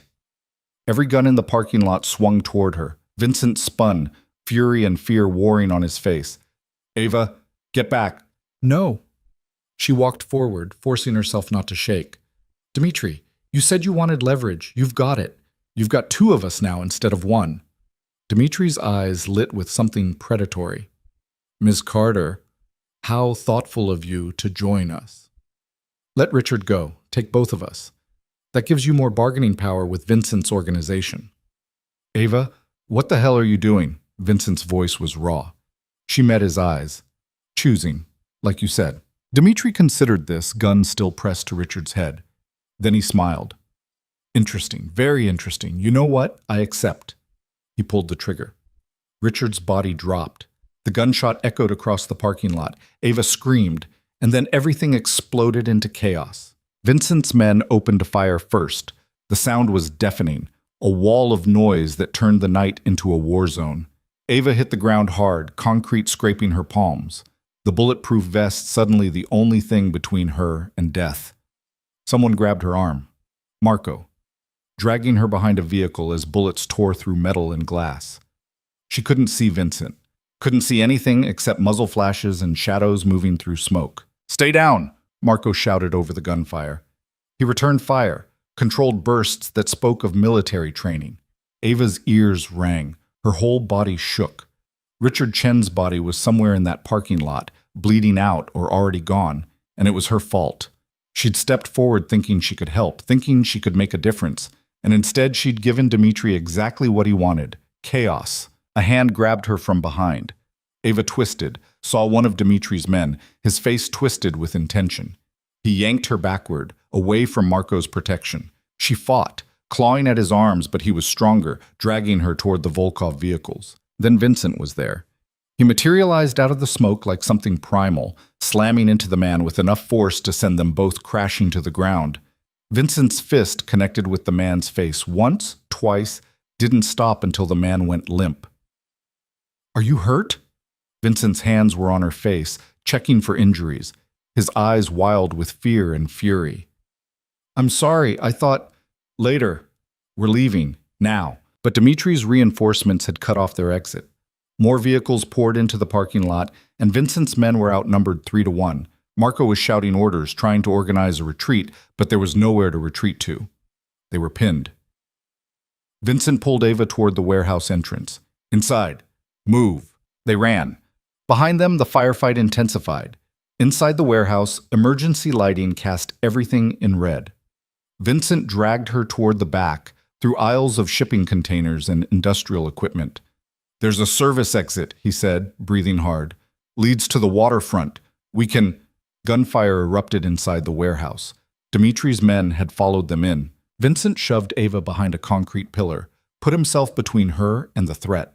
He returned fire, each shot precise and controlled. 2 men went down, 3, but more kept coming. How many bullets do you have? Ava asked. Not enough. Vincent ejected the empty magazine, slammed in a fresh one. His last one. They were going to die here. In this warehouse that smelled of oil and rain and cordite. Ava had walked into Vincent's world thinking she was strong enough to survive it, and instead she was going to get them both killed. I'm sorry, she said. This is my fault. I shouldn't have... Stop talking. Vincent's voice was tight. When I tell you to run, you run for that exit. Don't look back. Don't wait for me. Just run. I'm not leaving you. Ava, an explosion rocked the warehouse. Not close, but close enough to make the floor shake. Through the gaps in the walls, Ava saw flames rising from the parking lot. What the hell was that? Vincent muttered. His phone buzzed. A text from Marco. Cavalry's here. Castellanos brought backup. Get out now while they're distracted. Vincent grabbed Ava's hand. Move. Fast. They ran for the service exit, Vincent covering their backs as they went. Outside, the waterfront was dark and empty except for rain and distant sirens. A boat waited at the dock, one of Vincent's, engine already running. Marco appeared from the shadows, blood streaming from a cut above his eye. Boss, we need to go. This whole thing's about to bring every cop in Brooklyn. My men. Already extracted. We lost two. Johnson and Ramirez. Marco's jaw was tight. The Castellanos are holding the line, but they won't do it forever. Vincent helped Ava into the boat, then climbed in himself. Marco took the helm, pulling away from the dock as more explosions lit up the warehouse complex behind them. Ava watched the flames rise into the night sky, smoke mixing with rain clouds. People had died tonight. Richard Chen, who her father had trusted. Johnson and Ramirez, men with families who'd never see them again. All because of a war she barely understood. Vincent sat next to her, his hand finding hers in the darkness. Neither of them spoke. What was there to say? They'd survived, but at a cost neither had fully calculated. The boat took them to a private marina in Queens. From there, a car to a building Ava had never seen, one of Vincent's safe houses, Marco explained. Nondescript from the outside, fortress on the inside. Inside, Vincent's people were already gathering, wounded being tended, weapons being inventoried. The organized chaos of survival. Tony Castellano stood in the main room, jacket off, blood on his shirt that didn't look like his own. He locked eyes with Vincent. We need to talk. They moved to a private office. Ava started to follow, but Vincent shook his head. Wait here. No, I'm part of this now. Vincent looked like he wanted to argue. Instead, he nodded once. She followed them in. Tony poured himself a drink without asking. That was a shit show. Dimitri planned it that way. Drew us out, showed his numbers. Vincent's voice was flat. He wanted me to know I'm outgunned. You are. Without my people, you'd all be dead right now. Tony took a drink. Which brings us to the question of cost. Name it. The waterfront development in Red Hook. I want 40%. Vincent's jaw tightened. That's worth $30 million. Consider it payment for saving your life. And hers. Tony's eyes flicked to Ava. Because make no mistake, Vincent, tonight was a message. Dimitri's not playing games anymore. He's going to come at you with everything he has until you're dead or gone. Then I'll kill him first. With what army? You just lost 2 men and nearly lost your second in command. Dimitri's got unlimited resources flowing from Moscow. You're fighting a local battle against an international syndicate. Tony set down his glass. You need allies. Real ones. And allies cost money. 40% is robbery. 40% is survival. Take it or leave it, but don't waste my time pretending you have other options. Vincent stood silent for a long moment. Ava could see the calculation happening. Pride versus pragmatism, anger versus necessity. This was what Elena had warned her about. The choices that came with no good answers. 35%, Vincent said finally. And you commit fully. Not just backup when convenient. Full operational support against the Volkovs until they're finished. Tony considered this, then nodded. Deal. But Vincent? Don't mistake this for friendship. This is business. The moment you stop being useful, this alliance ends. Understood. After Tony left, Vincent sank into a chair. He looked exhausted, older than Ava had ever seen him. 35%, he said quietly. I just gave away 1/3 of a major project to stay alive. Ava knelt in front of him. You made the right choice. Did I? Because it feels like I'm bleeding out slowly, giving ground, losing control, his hands fisted in his hair. Richard Chen is dead because I couldn't protect him. 2 of my men are dead because I walked into Dimitri's trap, and now I'm making deals that would have been unthinkable a month ago. You're adapting, surviving. I'm losing. Vincent looked at her. And I'm dragging you down with me. I dragged myself down when I stepped into that parking lot. You shouldn't have been there at all. I should have left you somewhere safe. Safe doesn't exist in your world, Vincent. You said it yourself, hiding makes me look weak. So I chose to stand with you. Ava took his hands. And yes, it went wrong. Yes, people died. But we're still here, still fighting. For how long? Dimitri's got resources I can't match. Tony's support helps, but it's temporary. Eventually I'm going to run out of leverage, and then what? Then we find another way. Vincent laughed bitterly. There is no other way.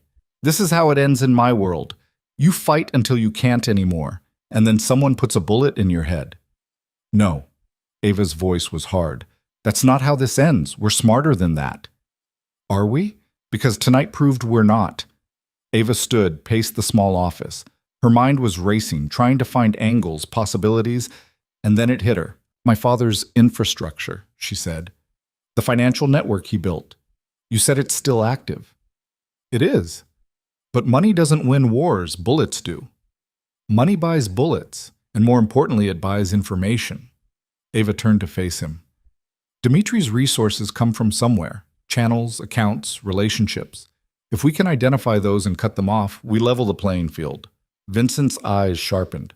Financial warfare. Exactly. We can't beat him in a straight fight, but we can starve him, make it too expensive for him to keep coming after you. That would take weeks to set up, maybe months. We don't have that kind of time. Then we buy time. Make Dimitri think we're weaker than we are. Pull back, look like we're retreating, and while he's celebrating his victory, we're dismantling his funding. Vincent stood, started pacing. Ava could see him working through the strategy, testing it for weaknesses. It could work, but it requires access to intelligence we don't have, banking records, wire transfer routes, shell company structures. My father built that kind of access into his network. It's there. We just have to use it. You understand what you're suggesting? This isn't just corporate espionage. We'd be hacking into international banking systems, stealing financial data, committing crimes that carry serious federal time. We're already committing crimes. This one just happens to be nonviolent. Vincent studied her. When did you become this person? When you kissed me in your office and told me the truth about what you are. Ava crossed to him. I'm not the woman in that accidental photo anymore, Vincent. I'm not your assistant. I'm someone who watched a man get executed tonight because of choices I made. I'm someone who's ready to fight back with every tool we have. He pulled her close, kissed her hard. This is going to get worse before it gets better. I know, and there's a good chance we fail, that Dimitri finds out what we're doing and kills us both. Then we'd better not fail. Vincent's phone buzzed. Marco. Need you in the main room. We've got a situation. They walked out together. In the main room, Marco stood in front of a laptop, his face grim. What is it? Vincent asked. Richard Chen. He's not dead. Ava's breath caught. What? Marco turned the laptop so they could see. Security footage from the parking lot, grainy but clear enough. Richard's body on the ground, Dimitri's men loading into vehicles.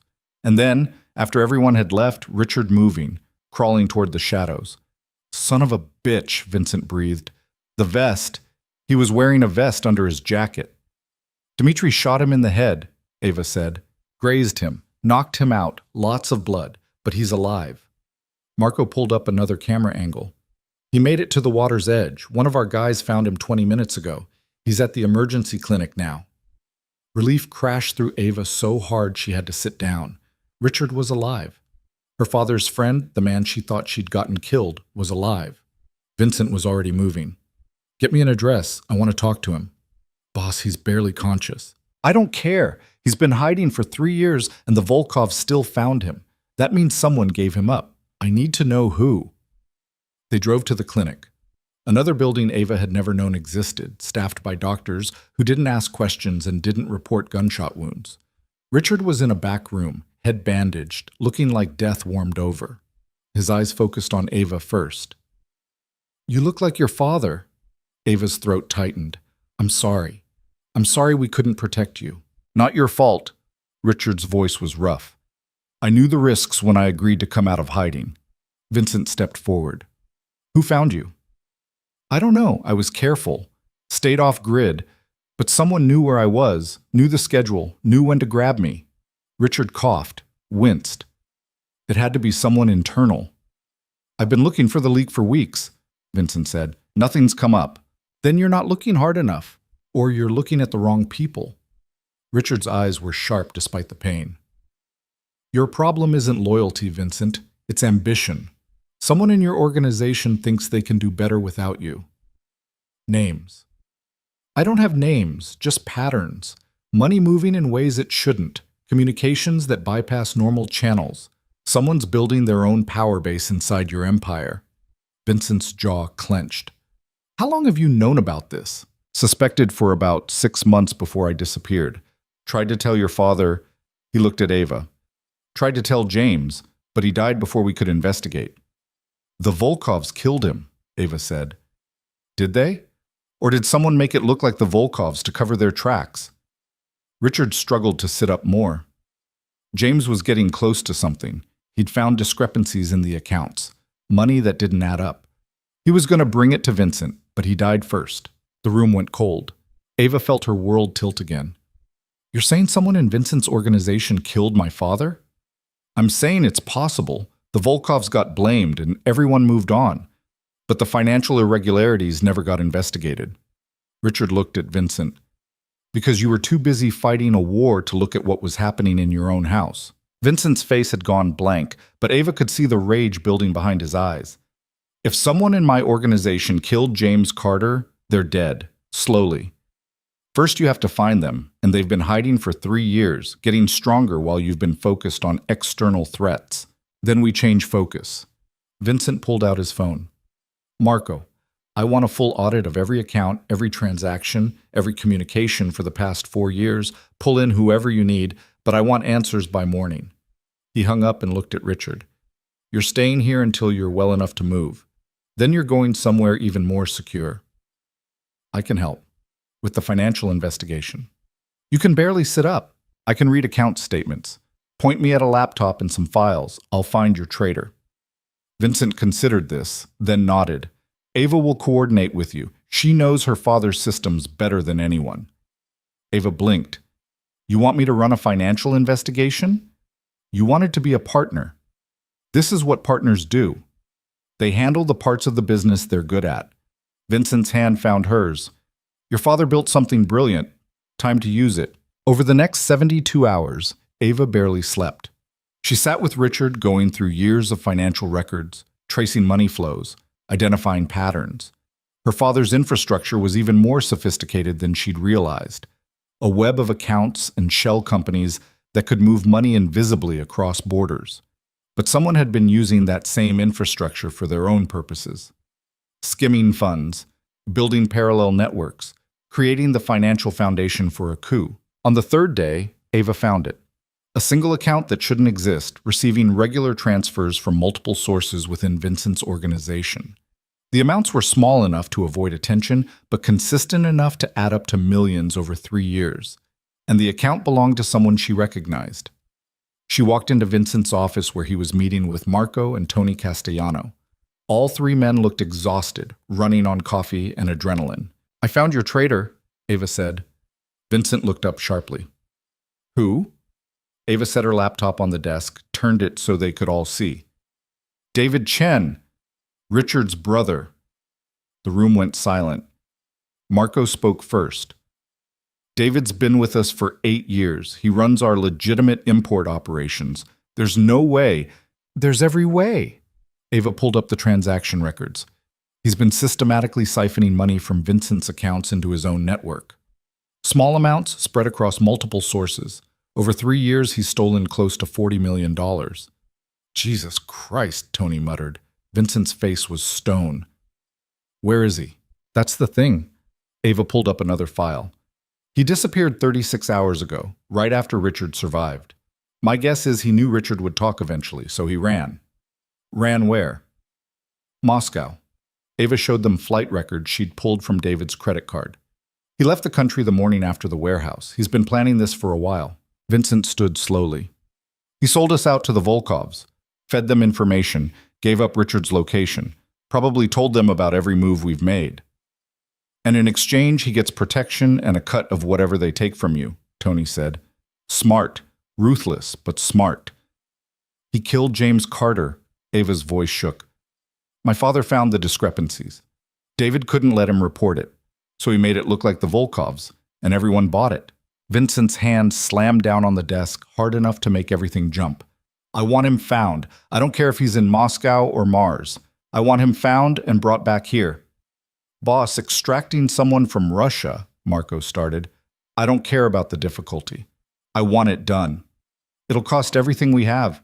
Every favor, every ally, every resource. And even then, it might not work. Vincent looked at Ava. She saw the question in his eyes. Was it worth it? Was revenge for her father worth potentially destroying everything? Do it, she said, whatever it costs. Tony stood. Then you're going to need help. the kind that operates outside normal channels. He pulled out his phone, made a call. I know people who specialize in extractions, former intelligence, current mercenaries. They can get David Chen back to New York. What's the price? Vincent asked. 20% of the Red Hook development. On top of the 35 you already gave me. That's more than half. That's the cost of justice. Tony's smile was cold. Take it or leave it. Vincent looked at Ava again. She nodded. Done, Vincent said. Tony made another call, spoke in rapid Italian. When he hung up, he looked satisfied. They'll have him within a week. After that, what you do with him is your business. After Tony left, Marco excused himself to coordinate with the extraction team. Vincent and Ava sat alone in his office as dawn light started creeping through the windows. We just gave away more than half of a major project, Vincent said quietly. For revenge. For justice. There's a difference. Is there? Because right now it feels like I'm bleeding my empire to death one deal at a time. Ava moved to sit on the edge of his desk. My father built something that's worth millions. Those assets, that infrastructure, it's mine now, right?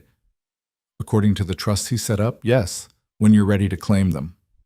I'm ready. And I'm putting them into our operation, not just the financial networks, the actual assets, the accounts, the holdings, everything. She took his hand. We fold my father's empire into yours.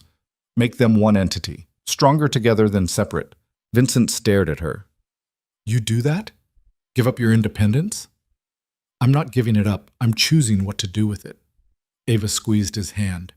You've been fighting alone for too long, Vincent, giving ground because you don't have enough resources. But with what my father built combined with what you have, we become something the Volkovs can't touch, something strong enough to survive. And if we fail, if this all comes crashing down, then we fail together, but at least we tried. Vincent pulled her close, buried his face in her hair. I don't deserve you. Probably not, but you're stuck with me anyway. They sat together as the sun came up over New York. Two people who'd started as boss and assistant and become something neither of them had planned. Partners in an empire built on shadows. Lovers in a world that destroyed most relationships before they could take root. They had a week before David Chen would be back in the city. A week to prepare, to consolidate, to transform their separate struggles into a unified front. And then they'd show everyone. The Volkovs, the Castellanos, every rival and ally watching from the shadows, that underestimating them had been a fatal mistake. Vincent's phone buzzed. A message from an unknown number. You think you've won. You haven't. This war is just beginning. Dmitri Vincent showed it to Ava. She read it and smiled. Good, she said. Let him come. We'll be ready. And for the first time in weeks, Vincent smiled too, because he believed her. They would be ready. Together. Whatever came next, they'd face it the same way they'd faced everything else, with intelligence, ruthlessness, and a refusal to give up even when every rational calculation said they should. In Vincent's world, that was the closest thing to love that existed, and somehow, impossibly, it was enough. The extraction team brought David Chen back to New York on a Tuesday. They delivered him to one of Vincent's properties in the Bronx, a building that didn't exist on any official records, with rooms designed for conversations that needed to happen outside the law. Ava stood in the observation room, watching through one-way glass as Vincent and Marco brought David in. He looked smaller than she remembered from the few times she'd met him at company events. Scared, like he'd finally realized the consequences of his choices were coming due.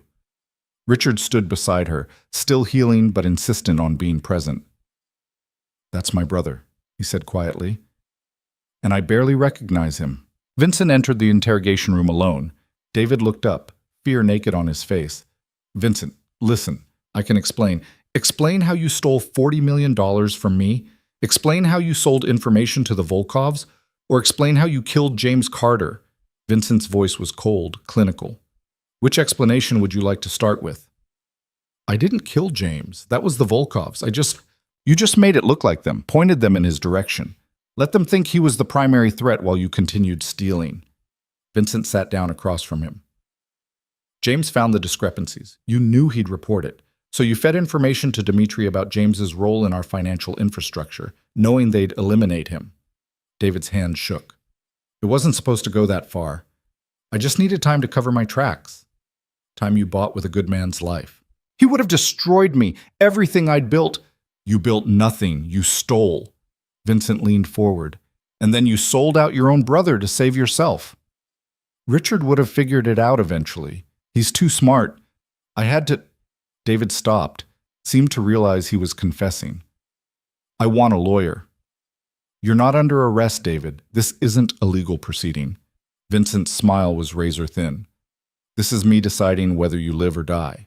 In the observation room, Ava felt her stomach twist. She'd known this moment would come, had wanted it, even revenge for her father, justice for the betrayal.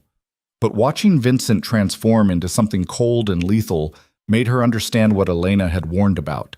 This was who Vincent became when pushed. This was the man beneath the suits and the corporate polish. Richard's voice was rough. He's my brother. But what he did? He couldn't finish. Marco entered the observation room. Boss wants to know if you want to be in there. For your father. Ava looked at David through the glass. The man who'd orchestrated her father's death, who'd profited from it for 3 years, who'd sold out everyone around him to build his own wealth. Yes, she said. The interrogation room felt smaller when she entered. David looked at her and something crumbled in his expression. Ava, I'm sorry. I never meant for your father to die. You have to believe me. I don't have to believe anything you say. Ava's voice was steady, but her hands were fists at her sides. My father trusted you, worked with you, and you killed him to cover up theft. It was business, just business. My father's life was not business. Ava stepped closer. He had a daughter who loved him, who thought he died naturally, who grieved without ever knowing it was murder. You took that from me, took 3 years of truth from me. David's face twisted. I had debts. The Volkovs were pressuring me. I needed money, and James was going to expose everything. What was I supposed to do? Not murder him, Vincent said quietly. That would have been a start. Easy for you to say. You've never been desperate. I've been desperate plenty of times. I just never chose murder as the solution. Vincent stood. But you did. And now we have a choice to make about what happens to you. David looked between them. You're going to kill me. Maybe. Or maybe we turn you over to the Volkovs. Let them know you've been playing both sides, stealing from them too. Vincent pulled out his phone, showed David a screen. Because that's the beautiful thing we discovered while investigating your finances. You weren't just stealing from me. You were skimming from the payments Dmitri was sending you, taking your cut off the top before passing along information. The color drained from David's face. No, please. They'll torture me for that. Probably. Dmitri doesn't appreciate being stolen from. Vincent pocketed his phone. So here's your choice. You give us everything. Every piece of information you sold, every contact in the Volkov organization, every detail of their operations you learned while working with them. Or we gift wrap you and send you to Brighton Beach with a note explaining exactly what you did. If I tell you everything, they'll kill me anyway. Maybe, but at least it'll be quick. Vincent's eyes were flat, emotionless. You have 60 seconds to decide. David broke. The words poured out of him. Names, locations, operations, financial structures. Everything he knew about Dmitri's organization. Marco recorded it all, taking notes, asking clarifying questions. The information was damning, comprehensive, enough to dismantle significant portions of the Volkov empire. When David finally ran out of words, he slumped in his chair. What now? Vincent looked at Ava. Your father. Your choice. The weight of it settled on her shoulders. She had the power to decide David Chen's fate. Death, torture, or something else. Every path led to darkness. Ava thought about her father, about the man who'd raised her to be smart, strong, independent, who'd built an empire to protect her, who'd believed in second chances even when people didn't deserve them. Life in prison, she said. We turn him over to the feds, give them enough evidence to prosecute for financial crimes. He spends the rest of his life in a cell, knowing he destroyed everything for money he'll never spend. David's eyes widened. The feds? I'll never survive federal prison. They'll kill me in there. Maybe, Ava said. But at least you'll have time to think about what you did, time to live with it. Death's too easy for you. Vincent studied her face, then nodded. Marco. Package everything we have on David. Fraud, embezzlement, money laundering, make sure the case is airtight. I want him in federal custody by tomorrow. After Marco took David away, Ava and Vincent stood alone in the interrogation room. The space felt heavy with what had just happened. You gave him mercy, Vincent said. Why? Because killing him makes us no better than he is, and because my father wouldn't have wanted his death avenged with more death. Ava's hands were still shaking, but mostly because I'm tired of death, tired of violence, tired of the cost. Vincent pulled her close. You're stronger than me. No, just different. She looked up at him. Now we use what he told us. We end this war with the Volkovs, and then we build something better. The information David provided was a roadmap to Dimitri's entire operation. Over the next week, Vincent coordinated with Tony Castellano and several other allied families. They hit the Volkovs from every angle: financial, operational, territorial. Accounts frozen. Shipments intercepted. Key personnel arrested or disappeared. But Dimitri wasn't going down without a fight. He escalated, targeting civilian-adjacent businesses, trying to draw Vincent into public violence that would bring federal attention. The strategy was transparent but effective. Every attack forced Vincent to choose between retaliation and restraint. He's trying to make you lose control, Ava said, reviewing the latest incident report. Another fire, this time at a legitimate restaurant Vincent owned. No casualties, but the message was clear. I know. Vincent stared at the photographs. He wants me to hit back so hard that the feds have no choice but to investigate. Then he's got me fighting a two-front war, against him and against law enforcement. So we don't give him what he wants. What do you suggest? We can't just ignore the attacks? Ava pulled up files on her laptop.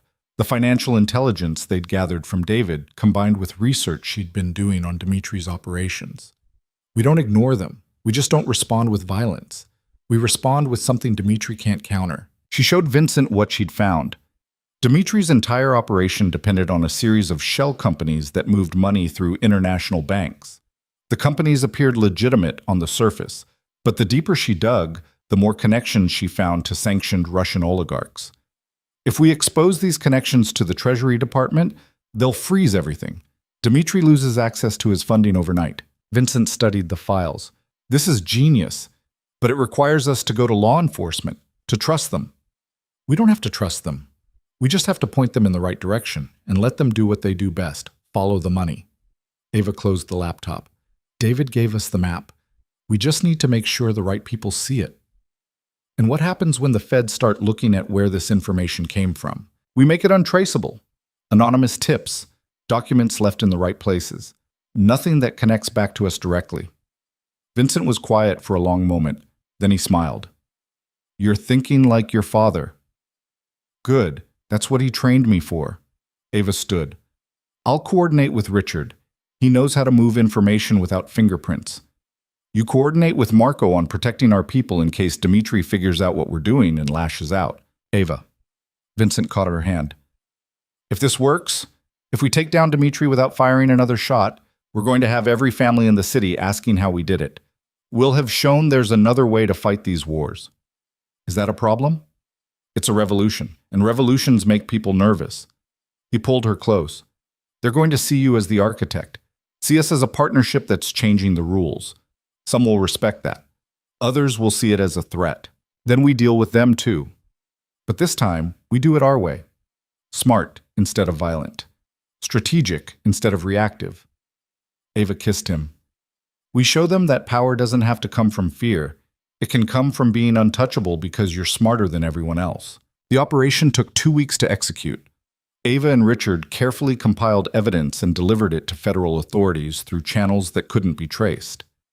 The Treasury Department moved fast. Sanctions, freezes, investigations. Dimitri's financial network collapsed like a house of cards. Without money, his organization fractured.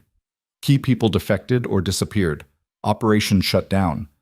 The Volkov Empire, which had seemed untouchable, crumbled because someone cut off its oxygen supply. Dimitri himself fled the country, back to Moscow, with what little he could salvage. He left behind a message for Vincent. This isn't over. But it was. Everyone knew it.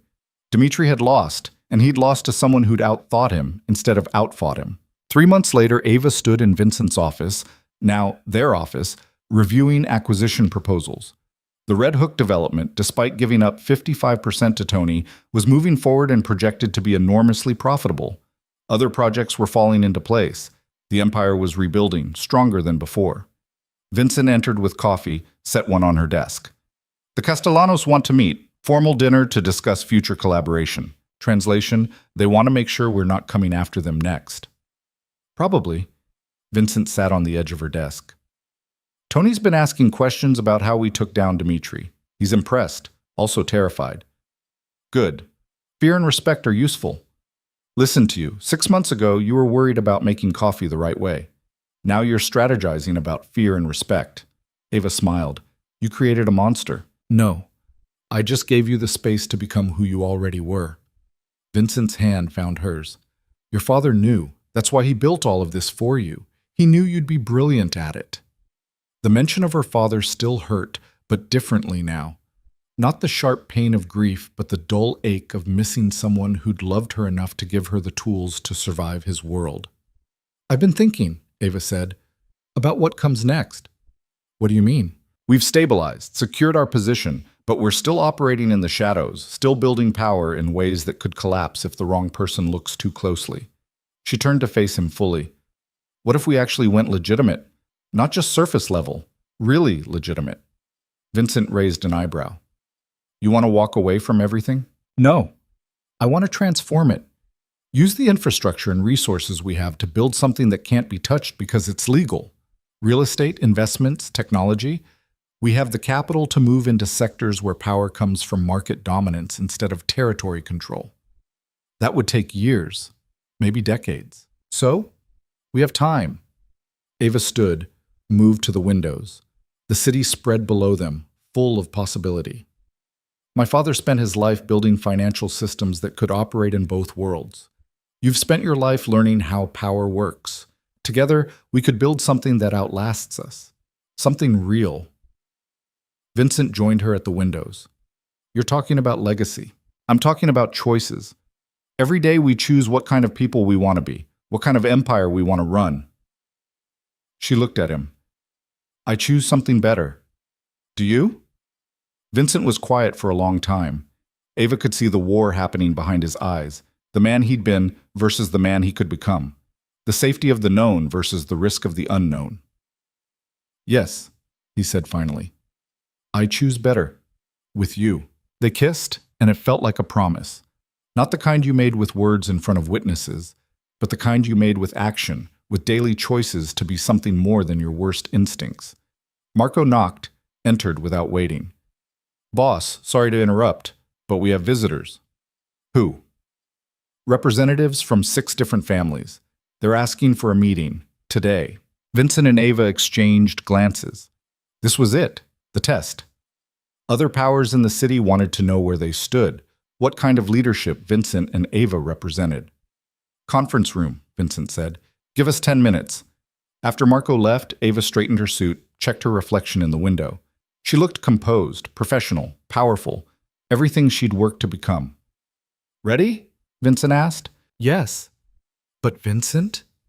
She turned to face him. We do this together, partners, equals. No more you protecting me or me supporting from behind.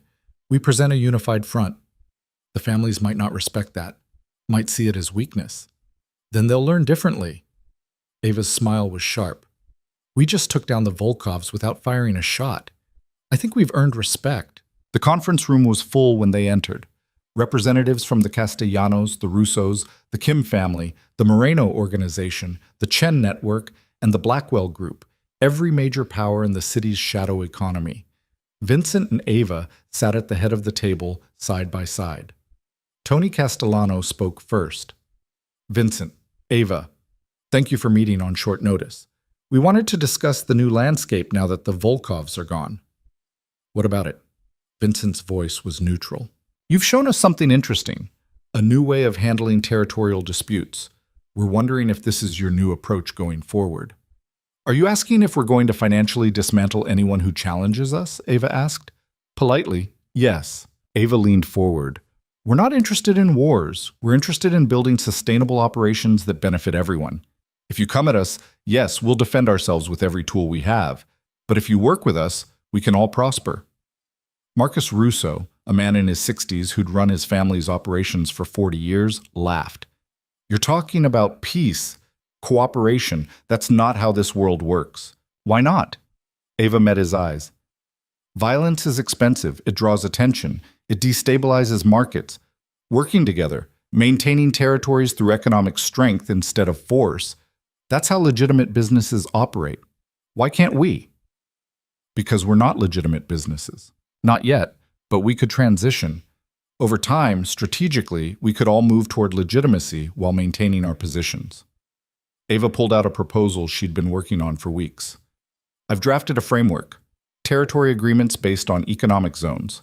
Dispute resolution through neutral arbitration. Profit sharing on collaborative ventures. It requires everyone to agree. But if we did, you're describing a consortium, the Kim family representative said. Like a trade organization. Exactly. With rules, structure, and mutual benefit. Ava distributed copies of her proposal. We're stronger together than fighting each other. The Volkovs proved that. They almost destroyed Vincent because he was isolated. United, we're untouchable. The room fell silent as everyone reviewed the documents. Vincent watched them, but he also watched Ava. She was magnificent, confident, articulate, commanding respect in a room full of men who'd built their power on violence. She'd transformed from his assistant to his partner to something entirely her own. Elena Moreno, who ran her family's operations with ruthless efficiency, spoke up. This is ambitious, unprecedented, and it would require us to trust each other. Trust, verified, Ava said. The framework includes oversight mechanisms, transparency requirements, consequences for violations. And who enforces these consequences? We all do. Collectively, that's the point. Ava stood, commanding the room. Right now, we all operate in fear. Of each other, of law enforcement, of external threats. This framework shifts that.